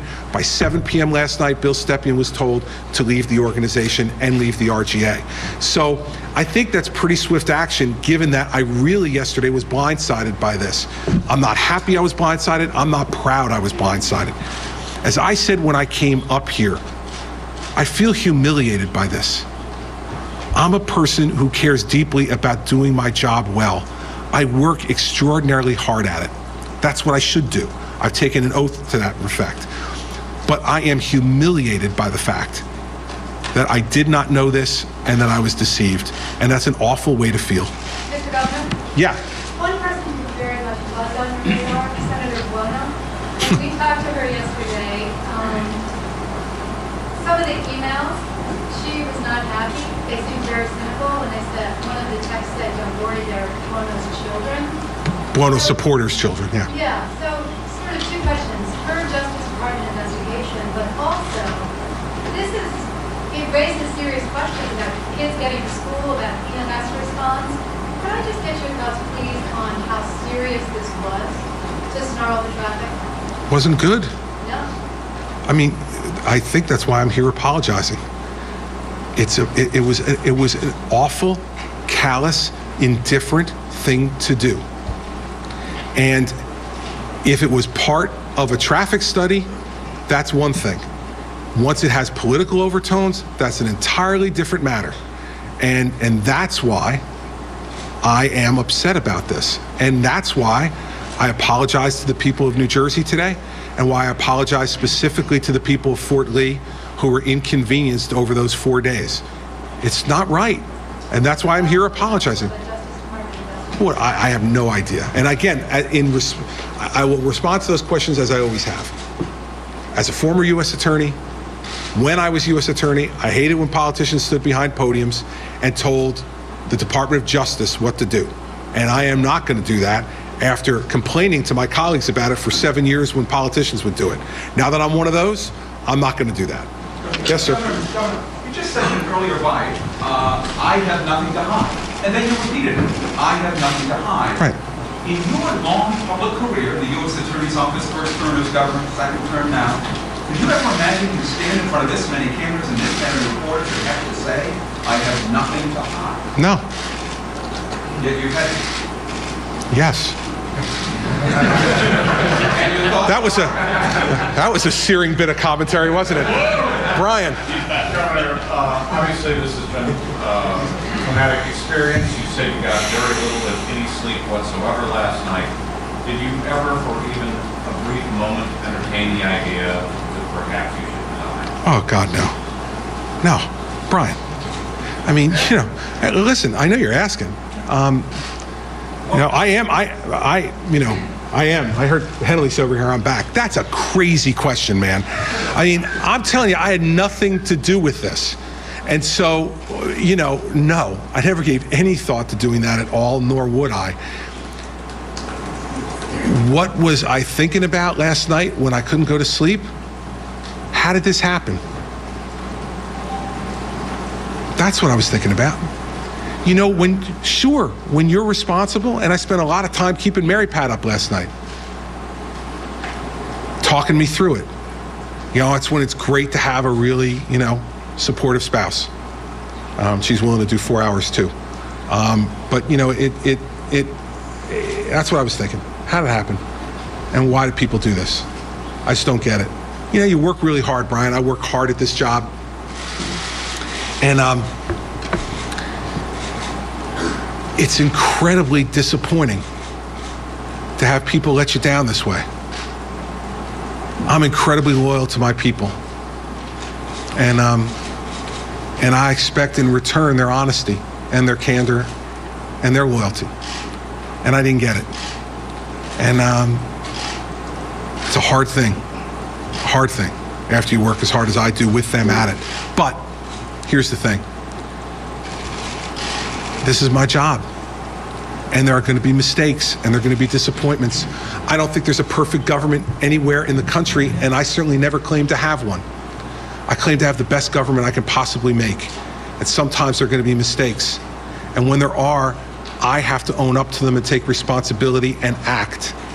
And that's what I've done today. And my promise to the people of the state is that if there's any other evidence that comes forward that requires action to be taken, I will take it.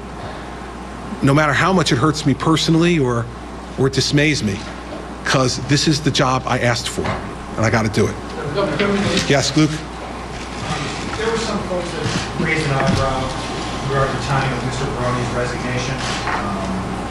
The news conference where he announced that he was going to be replaced by Deputy Chiang, that was something that was in the works and that it was planned in advance. Looking back on it now, and we have to clarify how that process played out. Do you think Mr. Buono was jumping ship a little bit here, trying to get out when they get political, or were you guys moving to replace him before that meeting? Neither. As I said that day, I had made the determination during the fall campaign that I wanted to make a change at the Port Authority. Bill was one of the longest serving deputy executive directors in recent history at 4 years. And I felt like it was time for a change. Part of that is evidenced by my response to Josh's question about the internal workings. I mean, there's a lot of hand-to-hand combat over at the Port Authority, legitimately so, between New York and New Jersey about resources or whatever. And I thought, as I said at the time, that 4 years was enough for any one person. And so I had approached Deb Gramiccione during the fall campaign, who at the time was my policy chief, and said, I'm thinking about making a change at the Port Authority. Would you be willing to take the job if I asked you? She said yes. And so from the fall campaign, I don't remember if it was September or October, Luke, but it was sometime before Election Day, I had made that decision in my own mind. And very soon after the election, that was communicated to Bill Buono. So what we were doing was trying to figure out the timing of all that. I wanted to get it done during the transition. I wanted Deb to finish some policy work that she needed to finalize for me. And I wanted Bill to have an appropriate period of time to be able to get himself ready to move on to his next opportunities. And so that's the way the process worked. And so it was neither Bill jumping ship nor us pushing for this reason. It was us saying, hey, it's time to go. You've served 4 years, and I'd like to put someone else there. And so all that was very amicable at the time, and something that he understood to be such once Deb was willing to take the job. David. Governor, a couple hours after the story broke yesterday, the Assembly Transportation boss, Wisniewski, was discussing the fact that the more he learns about this, reviewing thousands of pages of documents, the longer the list was growing of people he would be thinking about issuing a subpoena to. And he was asked if that could possibly include you, and he said he had the authority to issue a subpoena to anybody he needs to get information from. If you were to get a subpoena for whatever reason, what would you do? I'm not going to speculate on that. Matt? Governor, the revealing nature of these emails made some of us wonder what else and what other emails go on within government. The Bureau of Record had filed an over request for emails, government emails related to this, and they were told there was nothing available. And yet, these emails that were released yesterday reveal that there was an email, at least one from Mike Triniak from a government account related to this issue. Is there a, did you know about that? Is there a transparency issue in general with this administration? No, I don't know about what you're talking about. This is the first I've heard of it. Second, I don't believe there is. We take these Oprah requests very seriously, and we have a person dedicated in counsel's office to use to review these matters, and they have people inside the departments, the individual departments, to review Oprah matters. So no, I don't think there is, Matt. I think in the main, we respond to these Oprah requests appropriately under the law. That's my understanding from both my first chief counsel and my second chief counsel. So I don't have any reason to believe otherwise. If there's sometimes, I don't know the incident you're talking about, but if there's sometimes mistakes that are made or oversights, I'm sure that can happen. But no, there's no pattern or conduct to that. And it's the law. We have to comply with it, and we comply with the law as written. Yeah, Beth. I'm wondering when you were first called for comment on the story, and whether you think this will affect your ability at the RTA. When was I first called for comment? I have no idea, because I don't get those calls directly, so I don't know. Secondly, no, it won't affect my ability to work at the RGA at all. No. Governor, yeah. Yes. Throughout this entire press conference, you said that you're a loyal person, you expect loyalty, and you fired this person on your staff because she lied to you. Are you the victim here, or are the people we the victim? And should she have been fired because you ordered a traffic study that messed up traffic and put people in danger? Well, first of all, I don't know that she ordered a traffic study. I know what I might infer and you might infer from that. As I said earlier, we're going to have to find out who actually. Some traffic problems. I understand. That's not what you asked, though. Okay. I'm telling you that when I ask for an answer from a member of my staff and they lie, regardless of what the conduct is they've lied about, they're gone. So I never had to get to the conduct, the underlying conduct. If you lie when I ask you a question, you're fired. That's it. Now, if I had to have gotten to the underlying conduct, there was plenty of underlying conduct there to fire her on too. But I didn't need to get there, because question one was, do you know anything about this? Did you have any involvement in it? The answer was no. The email's evidence that the answer should have been yes. I needed to go no further than that in terms of making a determination about her future employment with me. Governor Christie, but one of the things is that in terms from a compliance standpoint, the very person who has probably the most information about why she did this is the very person you caught up communication with. Isn't that a management mistake? Are you suggesting I should have kept her? Well, I'm saying talk to her. I mean, in terms of a conversation like, why did you do this? Get some information. Bob, and then if I did that, then you'd have the legislature complaining that I'm talking to someone who the chairman has said yesterday publicly he intends to call as a witness. And I think the higher priority is for me not to interfere with what the legislature's in the process of doing. And so, no, I'm not going to do that, because then, listen, the political nature of this would lead to charges of interference. I'm not going to do that. If she's brought to testify there, which the chairman said he intends to do, and she testifies, if after that time we have other questions, then we can make the decision at that time whether to pursue that information. But it is my judgment.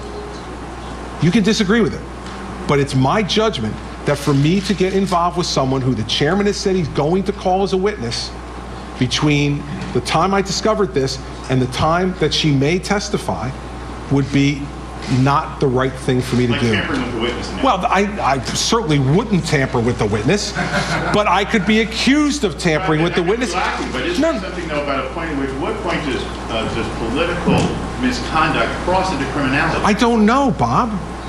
You know, and the fact of the matter is, the best way for me to not involve myself in that is to not involve myself in that.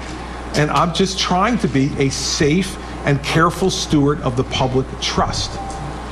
And would I love to have more information yesterday? You bet. But I also have to understand the position I hold. And it's a position of extraordinary trust. And I have to execute that position with the acknowledgement of that trust. And so that's why I'm not doing it. No, you. It's no secret that something that was asking something that was documents. How could staff or students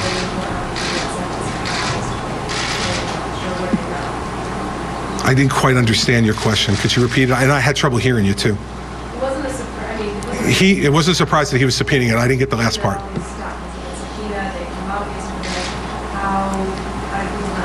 Because we didn't have the documents.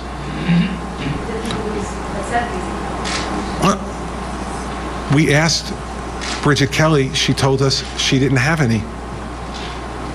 We asked her if she was involved, she said she was not. We asked if she had any knowledge of it, she said she didn't. That's why I was surprised. I was surprised because I was told there was nothing there. And then there was. I mean, you know, this is not in that sense, it's not a mystery. If you ask for something and someone deceives you and tells you it doesn't exist, what's the follow-up? Are you sure? Yes. You've searched your emails? Yes. You don't have anything? No. Okay. Were you involved in any way? No. Any knowledge? No. Well, after that, what do you do? You'd have to ask them. I don't know. I don't think so. I don't think so. Break anything? No. I know. Listen, I know you guys would love that if I actually did. I told you, I'm not to that stage yet. I'm sure I might get to the stage where I'm angry. I don't break things. You weren't yelling at people yet. Oh, gosh, no. Look, you need to understand this. I am standing here resolved to do my job and do what I'm supposed to do. But I am a very sad person today. That's the emotion I feel. A person close to me betrayed me. A person who I counted on and trusted for 5 years betrayed me. A person who I gave a high government office to betrayed me. I probably will get angry at some point, but I gotta tell you the truth. I'm sad. I'm a sad guy standing here today and very disappointed. And that's the overriding emotion. As someone asked me that before, that's the overriding emotion. And I know that because of my bluntness and my directness, that people think, well, of course, he must get behind that door and be a lunatic when he's mad about something. If you ask this staff, it is the rare moment in this office when I raise my voice. The rare moment when I raise my voice. I reserve it for very special times, and I will tell you the last time I did. 4 weeks ago, when I had them all in that office, and I said, if any of you have any information about this that I don't know, you need to tell me, Kevin, or Charlie now. That was the last time I raised my voice in that office. And so, no, I didn't break anything. I didn't yell and scream. I didn't curse anybody out. It's a sad day for me. And I'm doing what I'm obligated to do under this job because it's the right thing to do, and I'm doing it. But it doesn't make me angry at the moment. It just makes me sad. So even after these friends that you were confiding with subpoena, none of them called you to say, Governor, you're going to get arrested? No. Not even David Wildstein, he didn't say, oh my God, you wouldn't believe what I just gave him. I have had no contact with David Wildstein in a long time, well before the election. You know, I could probably count on one hand the number of conversations I've had with David since he worked at the Port Authority. I did not interact with David. If David would be here for a meeting in the State House and I ran into him, we'd say hello, how's your family, we'd chat. We didn't have that kind of relationship. I understand the way it's been characterized in the press, you know, high-level appointee. Well, yes, he had an important job, but he was not interacting with the governor on any regular basis. There were channels to go through here. And he and Bill Baroni went through those channels. And if something had to be brought to my attention, I don't even remember in the last 4 years even having a meeting in my office with David Wildstein. I may have, but I don't remember it. Bill Baroni, yes, but David, no. So, no, nobody called and told me anything. I'm telling you, at 8:50 yesterday morning, I got done with my workout at 8:45. My trainer left. I'm getting ready to get in the shower, and at 8:50, Maria Camello called me and told me about the Breaking Bergen record story, and that was the first I knew of any of the emails or the information that was contained in that story. No, I was at Drumthwacket yesterday. Kelly. But these people in the emails suggest to us, what really, these emails say that they took action that harmed your constituents to try to help you. You focused on the line and the trail, but they did something that harmed your constituents. Yeah, that's why I apologized to him, Kelly. Your credibility? No, I don't think it's my credibility. I mean, I think, Kelly, if I didn't stand up and take responsibility and apologize directly to the people of New Jersey as I've done today, then I think that would be a risk. But I'm not that kind of person. I understand the responsibility of this job. I've had it for 4 years now. And I think I said this at the press conference in December. There's plenty of times I get credit for things that I had little to do with as governor. And sometimes I get blamed for things that I have little to do with. But it doesn't matter. I'm the governor. And the things that happen on my watch are my responsibility, both good and bad. And you're darn right. What they did hurt the people of New Jersey and hurt the people of Fort Lee. And the person who needs to apologize for that is me. And I have. And I am sorry to all the people of this state that they have to be, you know, occupied with this matter. It's embarrassing. And as I said before, the whole matter is humiliating to me. But all you can do as a person when you know this is to stand up and be genuine and sincerely apologize and hope that people accept your apology. I think I've built up enough goodwill over time with the people of New Jersey that I'm very hopeful they will accept my apology. Marcia.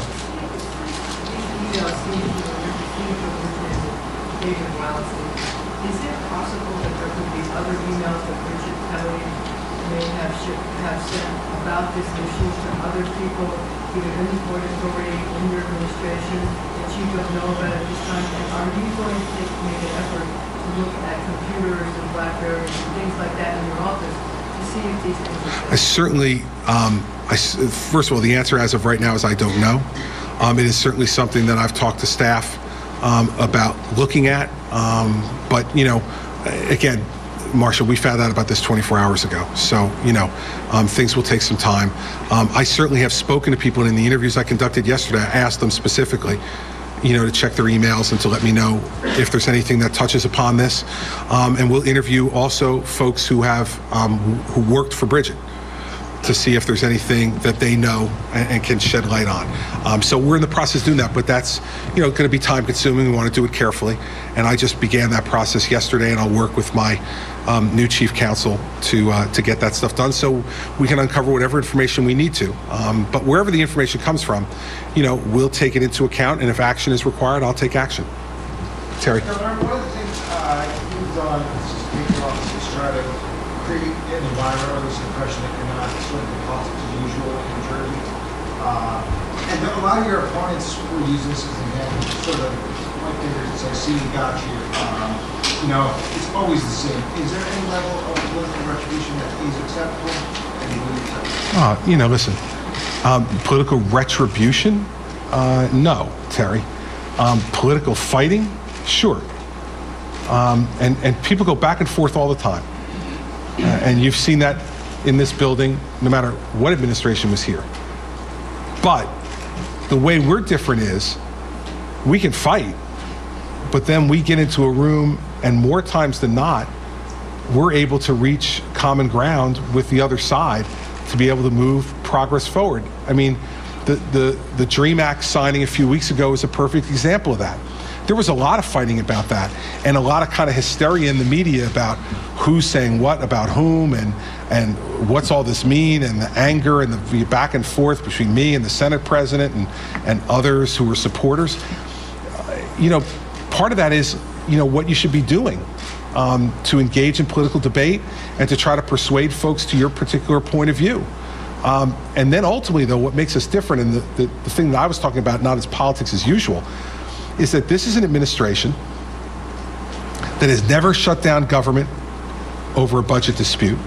This is an administration that has reached bipartisan consensus on issues that have been problems for New Jersey for decades that no one else has been able to reach consensus on, bipartisan or partisan. This is an administration that's gotten big things done with a legislature of the other party. So that's what I mean is not politics as usual. But will we fight sometimes? And will things get sharp elbowed? You bet.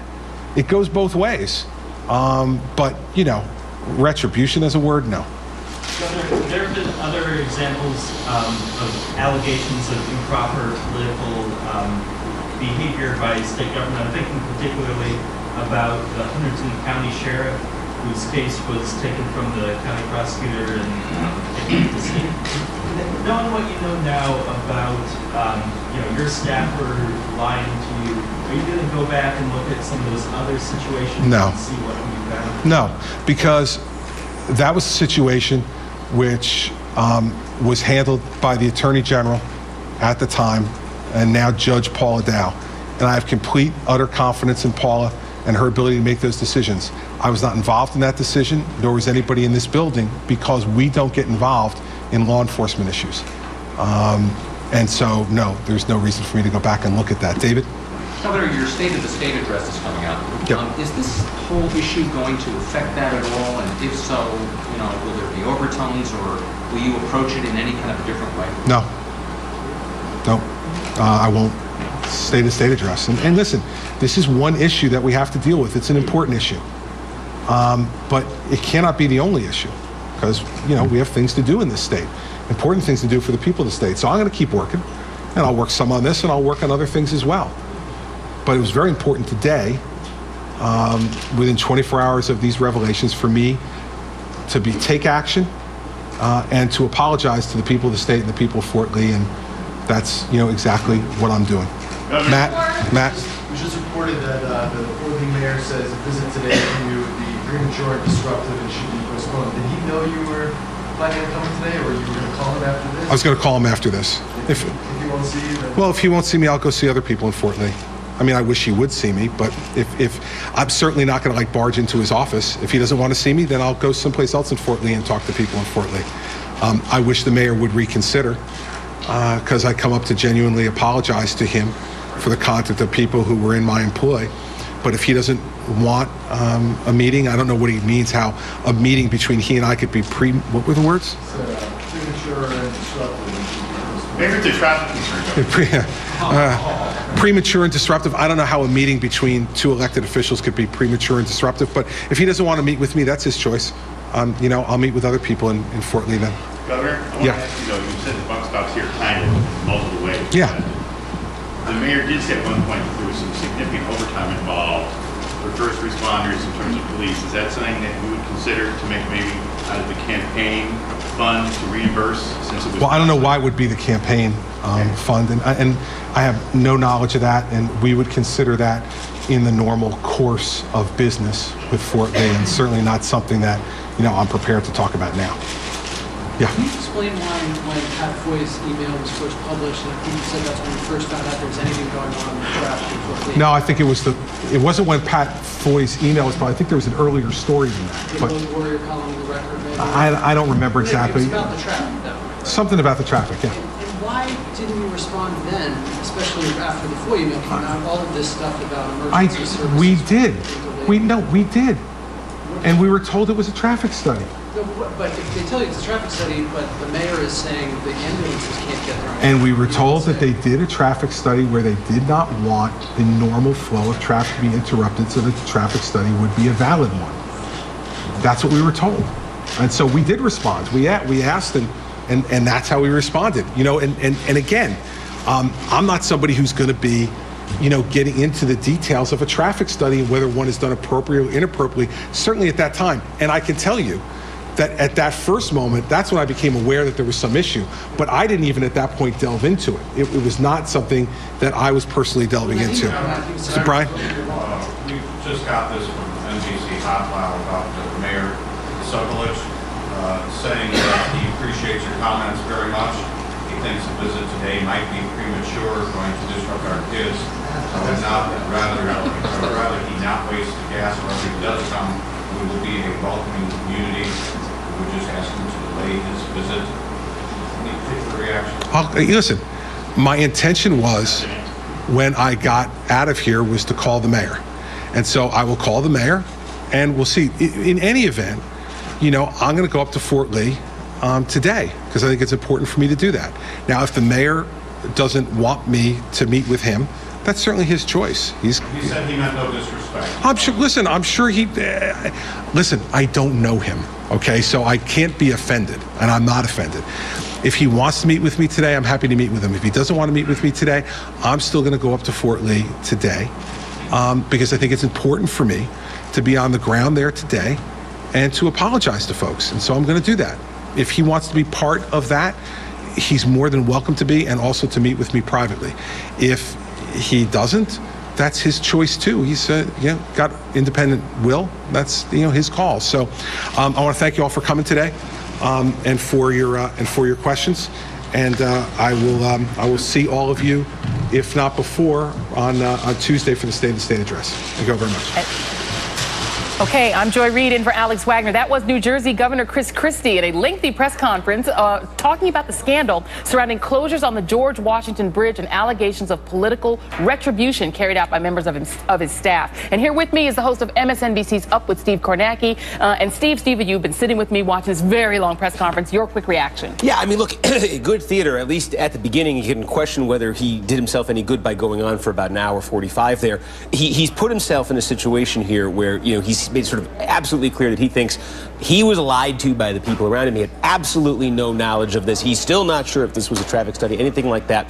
The problem here, I think, is the potential problem, at least, is this. I've seen this happen with Christie before. This happened 3 years ago. He fired somebody else, his education commissioner, and he said the reason, or the prime reason for this, was the education commissioner lied to him.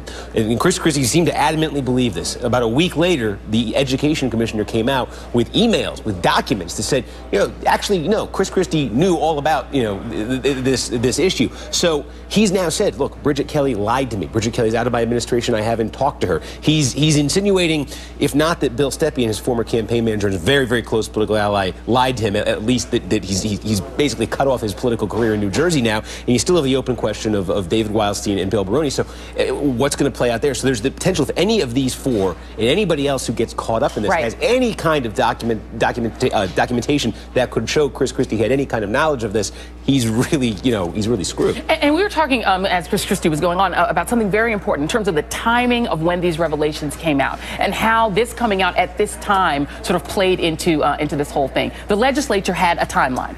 Yes, this is the thing. I mean, this would just be sort of one way of looking at this, because we tend to look at this as sort of a binary thing. Either Chris Christie knew from the beginning and was in on it, or Chris Christie was completely duped, and we find it hard to believe he was duped. But I think there could potentially be sort of a middle ground here, where the counter lines up with sort of willful ignorance on Christie's part, where a while ago he kind of maybe put the pieces together in his head, figured out the basics of, okay, I could see this wasn't a traffic study, I could see this was bogus. This is bad news if we go down this path. But here's the key. Legislative elections in New Jersey were in November. The new legislature is seated next Tuesday. The authority to issue subpoenas expires with the end of the legislature next Tuesday. They almost ran the clock to this coming Tuesday without any more subpoenas being issued. Correct. They could have potentially, I think, killed the story if they ran the clock to next Tuesday. When this came out yesterday, it really did blindside them and it really did change everything. And that new legislature now will extend that subpoena authority. So the legislative investigation, now you have Wildstein there today. You're going to have a lot more, I think, testifying in the legislature in the weeks, maybe months ahead. And all because of these revelations yesterday. Very important information. Thank you so much, Steve Kornacki. Really appreciate it. All right, good day. I am Joy Reid. And now let's go to Andrea Mitchell in Washington. Joy Reid, thank you so very much. Good day. I am Andrea Mitchell in Washington. Chris Christie taking responsibility today for the George Washington Bridge debacle that has quickly become a political nightmare for the New Jersey governor. Today we heard remorse, we heard frustration, anger, and a promise from Chris Christie that he didn't give the green light for lane closures that turned Fort Lee into a parking lot this past September. I had no knowledge or involvement in this issue, in its planning or its execution, and I am stunned by the abject stupidity that was shown here, regardless of what the facts ultimately uncover. This was handled in a callous and indifferent way. Joining me now by phone, former New Jersey Republican Governor Tom Kean.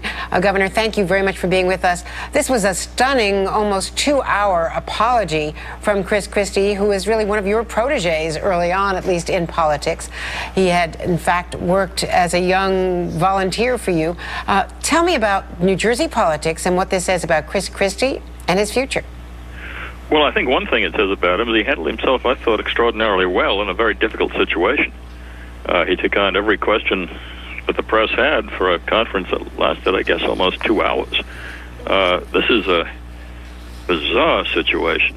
The idea that somehow political retribution would involve lane closures on the busiest bridge in the world, and somehow that's going to benefit somebody politically, doesn't make any sense. I mean, if you and I were to read that in a novel, we'd say that can't happen. That's just not true.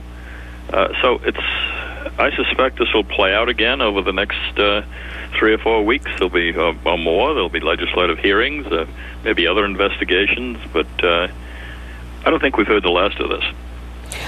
The questions that remain are, and even though he answered so many questions, how could he not have known? And what is the atmosphere in his office that would permit these aides, top aides, when we're talking about Bridget Kelly, how would she have even thought this kind of retribution was possible and desirable working for Chris Christie, unless that atmosphere existed in that office? Yeah, this is that's a very difficult question. And the other difficult question is, can a deputy in the governor's office in one state order lane closures at the Port Authority of New York and New Jersey? Simply by a phone call, or get people to do it. I think there are still unanswered questions. I think he came out very strong today. I mean, I've known him since he was a teenager, and I'll tell you one thing about him: he's never lied to me. I mean, when he says something out, I've always believed him. So you can criticize him in a lot of ways, but I don't think you can criticize the fact that he's not a truth teller. So I suspect he didn't know, but how that atmosphere was allowed to exist, and how she could give an order to the Port Authority and have it accepted, and whether or not there are more than these 2 or 3 people involved, I think that's going to come out over the next weeks or even months, and I think will have a big effect on Chris Christie's future. And whether or not this was an isolated incident, whether there were actions taken against other Democrats who did not endorse him, as the mayor of Fort Lee didn't. Let me ask you about New Jersey politics. You always represented a bipartisan, clean politics, but there is a reputation in New Jersey. What he asked, when he was asked by Kelly O'Donnell, he said, "I'm not a bully, but politics ain't beanbag." What about the rough and tumble nature of this kind of retribution at a local level, affecting, as you point out, interstate commerce? It's already being looked into now by Jay Rockefeller on the Commerce Committee in the Senate. How does that happen, and is that typical? No, it's not typical, and I don't think it's. I mean, I'm not saying that people in politics, particularly in a rough state like New Jersey, don't retaliate occasionally, if they can. But it's something that makes sense. This, to me, makes no sense. I mean, what the governor said today was Christie was that I never even asked that guy for his endorsement. Now, if that's true, who are you retaliating with when you don't get it? I mean, that makes no sense whatsoever. And the whole thing makes no sense. And my hope is that as these investigations spin out, that we'll learn something. But in the meantime, this is and may still be the leading candidate for the Republican nomination. He's still got more skills as a politician than anybody I've seen since Bill Clinton. And this is going to be interesting to watch. When we talk about his future, he's going to lead the Republican governors. He's got national stature. He's about to have his inaugural. This was the quiet launch of what we thought was going to be a run for 2016 for the nomination. He says he hasn't even begun to think about that. That's what he said today. But the obvious signs were all there. What about that and the fact that the other person affected by this is, of course, the person who was going to take over the Republican Party in New Jersey, his former campaign manager, who was implicated in this, and he's now asked to step down. Yeah, and that has to be very painful to the governor, because he was very, very close to the governor. He was a Christie loyalist all the way. Christie sort of brought him in. He's been his top guy and from a political point of view ever since. And so cutting that tie and getting rid of him, I think, was probably the toughest thing that the governor had to do in all of this. But he realized, I think, that you have to cut all the ties to this thing. If he's telling the truth, and I think he is, then he's got to show that he's cleaned house, and getting rid of him was part of cleaning house. Well, thank you very much, Tom Kean, former New Jersey governor. And we should point out that even though you are a fellow Republican, you've known Chris Christie, you also have had your political differences. He took some actions against your son. So in the rough and tumble of New Jersey politics, you haven't always been on the same side, correct? We haven't always been on the same side, most of the time, but not always. Okay, thanks, Governor. Thanks very much for joining me. And joining me now is Christie's opponent in the 2013 New Jersey gubernatorial race, Democratic State Senator Barbara Buono, in her first television interview since this all came out. Thanks so much, Senator Buono, for joining us today. First of all, what's your reaction? My pleasure. Well, you know, when this first surfaced back in September, I was convinced that Christie was directing it. You know, you just get to know how he operates. He runs a paramilitary organization, very strict discipline. People don't sneeze or go to the bathroom without asking Christie's permission so to suggest that the people closest to him, his deputy, the young woman that he fired, his spokesperson for a long time, his campaign manager, Bill Stepien. I mean, if anybody who's run a statewide campaign, you know you get very close with your campaign manager. And then your two highest appointees on the Port Authority, David Sampson, the chairman of the Port Authority that Christie appointed. All of these people knew, all of these people orchestrated and took part in the cover-up of Bridgegate, and yet, unbeknownst to the governor, this was not going on, and I find that strains credulity, to say the least. And these emails leave no scintilla of doubt in anyone's mind, I don't think. So you're saying right now that you do not believe what Chris Christie has just spent nearly 2 hours telling the American people?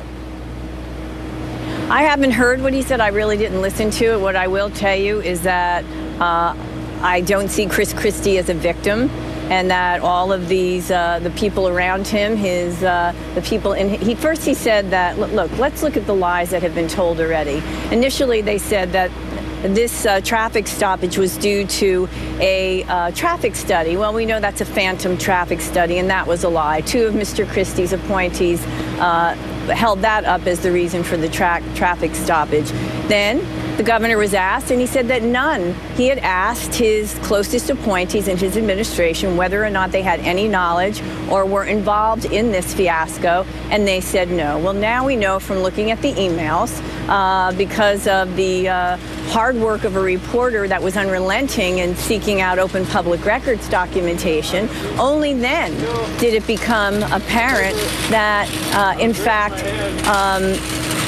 those very close to the administration, to his appointees in the Port Authority, and in his political campaign. His campaign manager for 2 gubernatorial campaigns was intimately involved and talked about the cover-up and retaliating.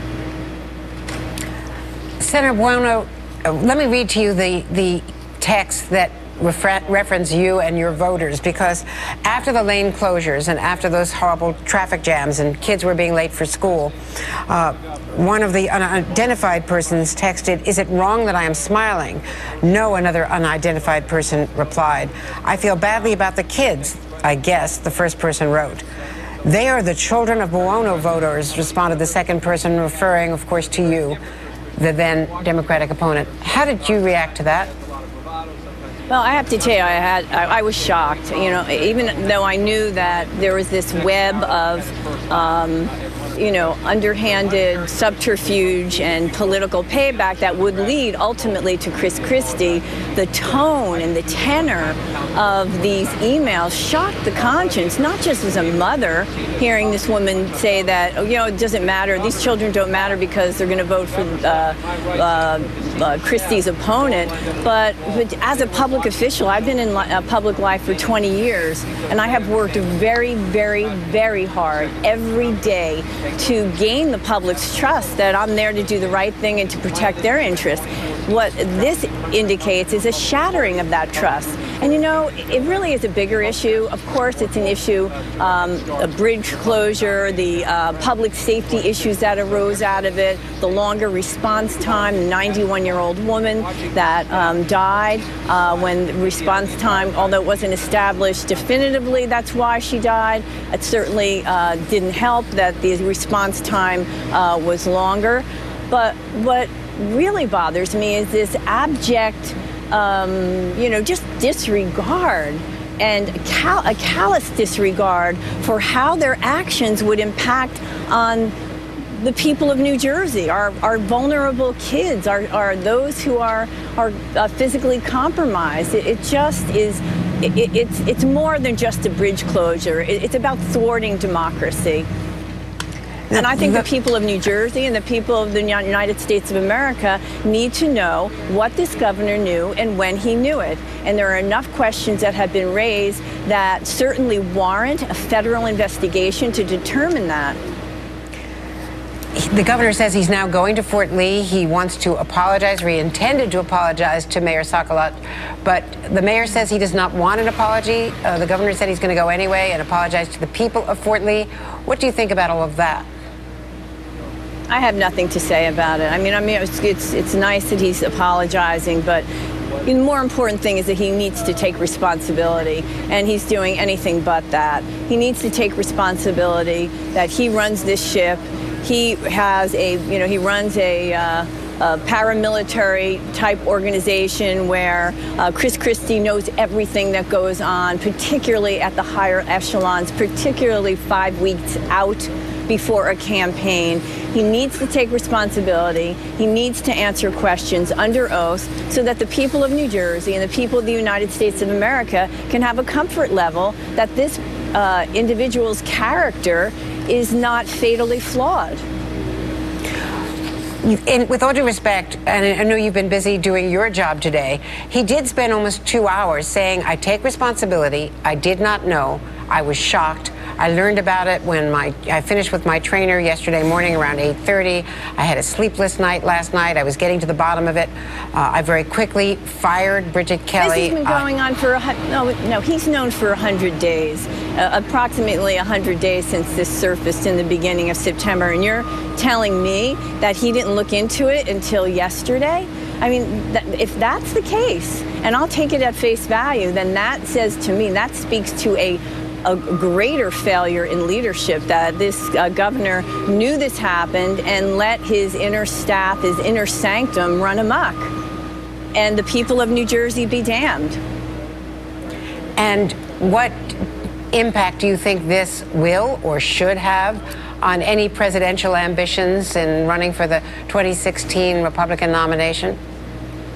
I think it raises some serious character issues. It raises some serious issues about this man's temperament.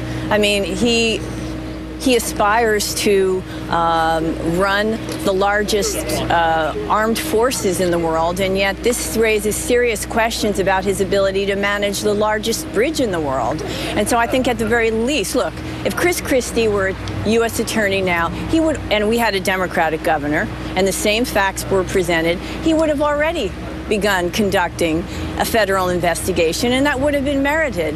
But at the very least, we need to have an independent law enforcement authority, independent of the governor, because the governor's attorney general is appointed by him, the governor's comptroller is appointed by him, and we need an independent legal authority such as the U.S. Attorney's Office to come in and get to the bottom of this and find out what the governor knew and when he knew it, at a minimum. I think he's going to be forced into it.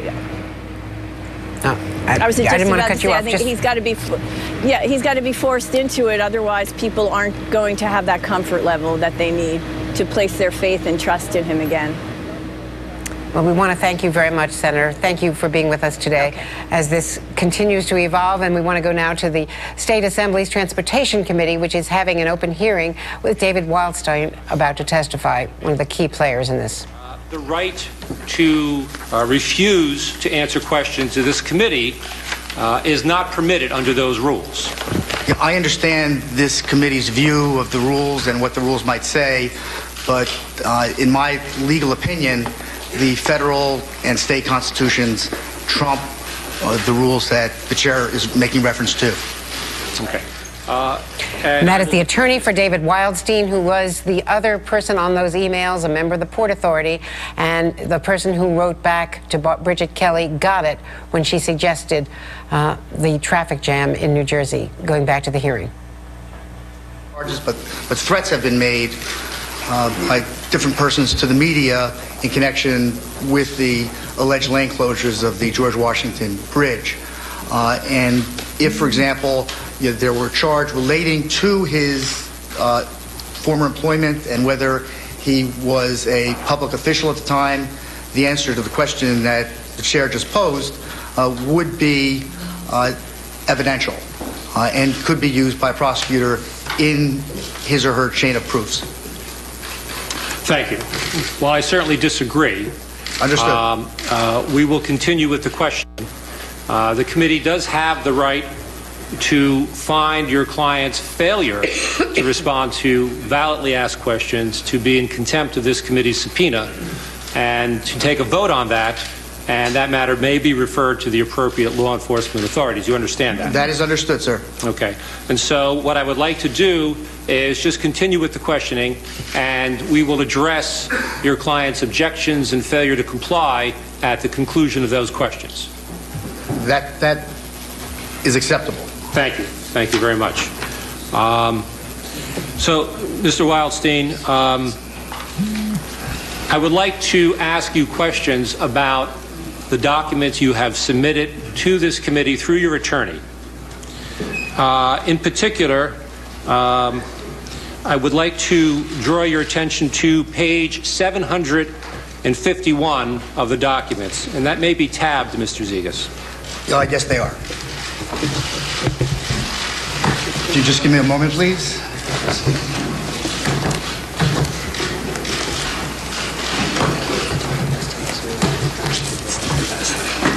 If you need the assistance of a committee aide to... I can get there. Okay. I see the number.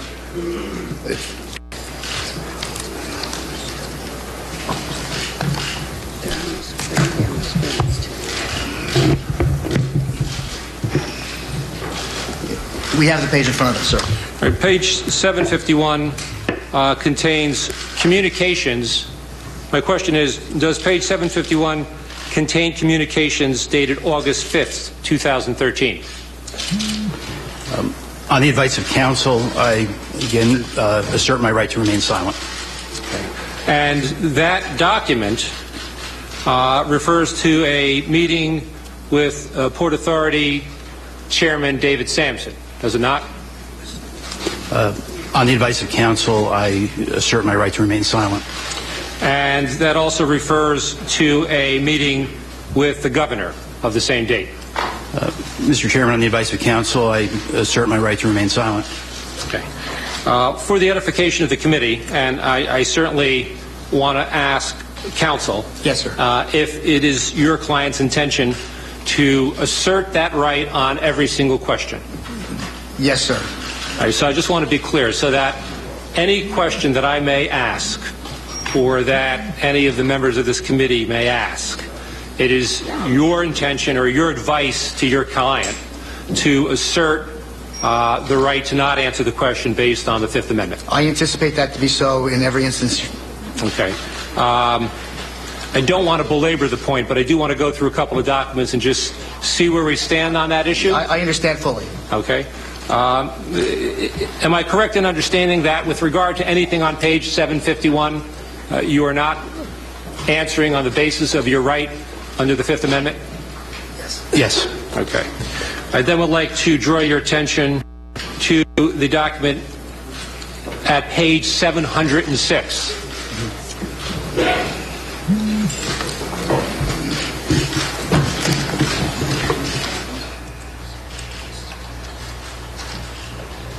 And joining me now on the political explosion over all of this are a couple of guests, but we're going to go back to the hearing for just a moment to hear a few more of these responses and then bring in our panel.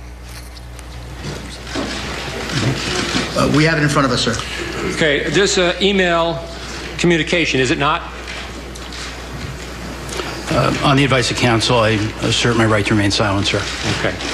You can't tell me whether it's an email or a text message? Same answer. Same answer. Okay. That's a email between Bridget Kelly, the governor's deputy chief of staff, and yourself? It's the same answer. And that email says it's time for traffic problems in Fort Lee? It's the same answer, sir. And you responded to that email? It's the same answer, sir. Okay. Then moving forward, there is on page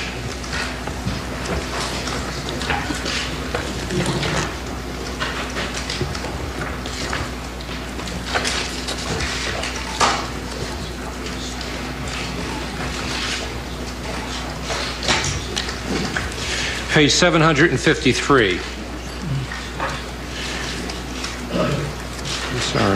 I'm sorry. I strike that 757.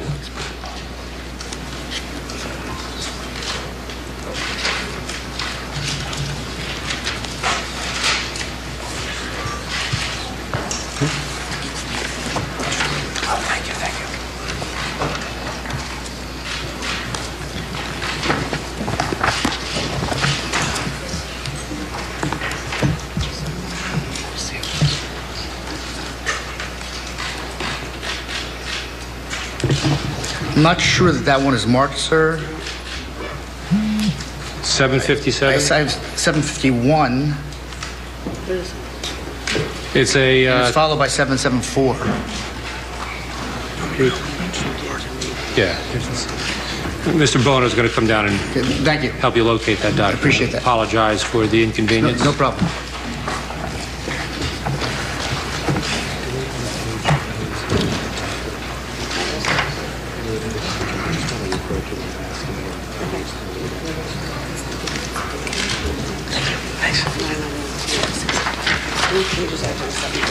Continue to watch the hearing. Chris Alyssa, MSNBC contributor and managing editor of postpolitics.com. Mark Halperin, senior political analyst for MSNBC and Time. And MSNBC's Steve Kornacki, host of Up and a veteran reporter of New Jersey politics. In fact,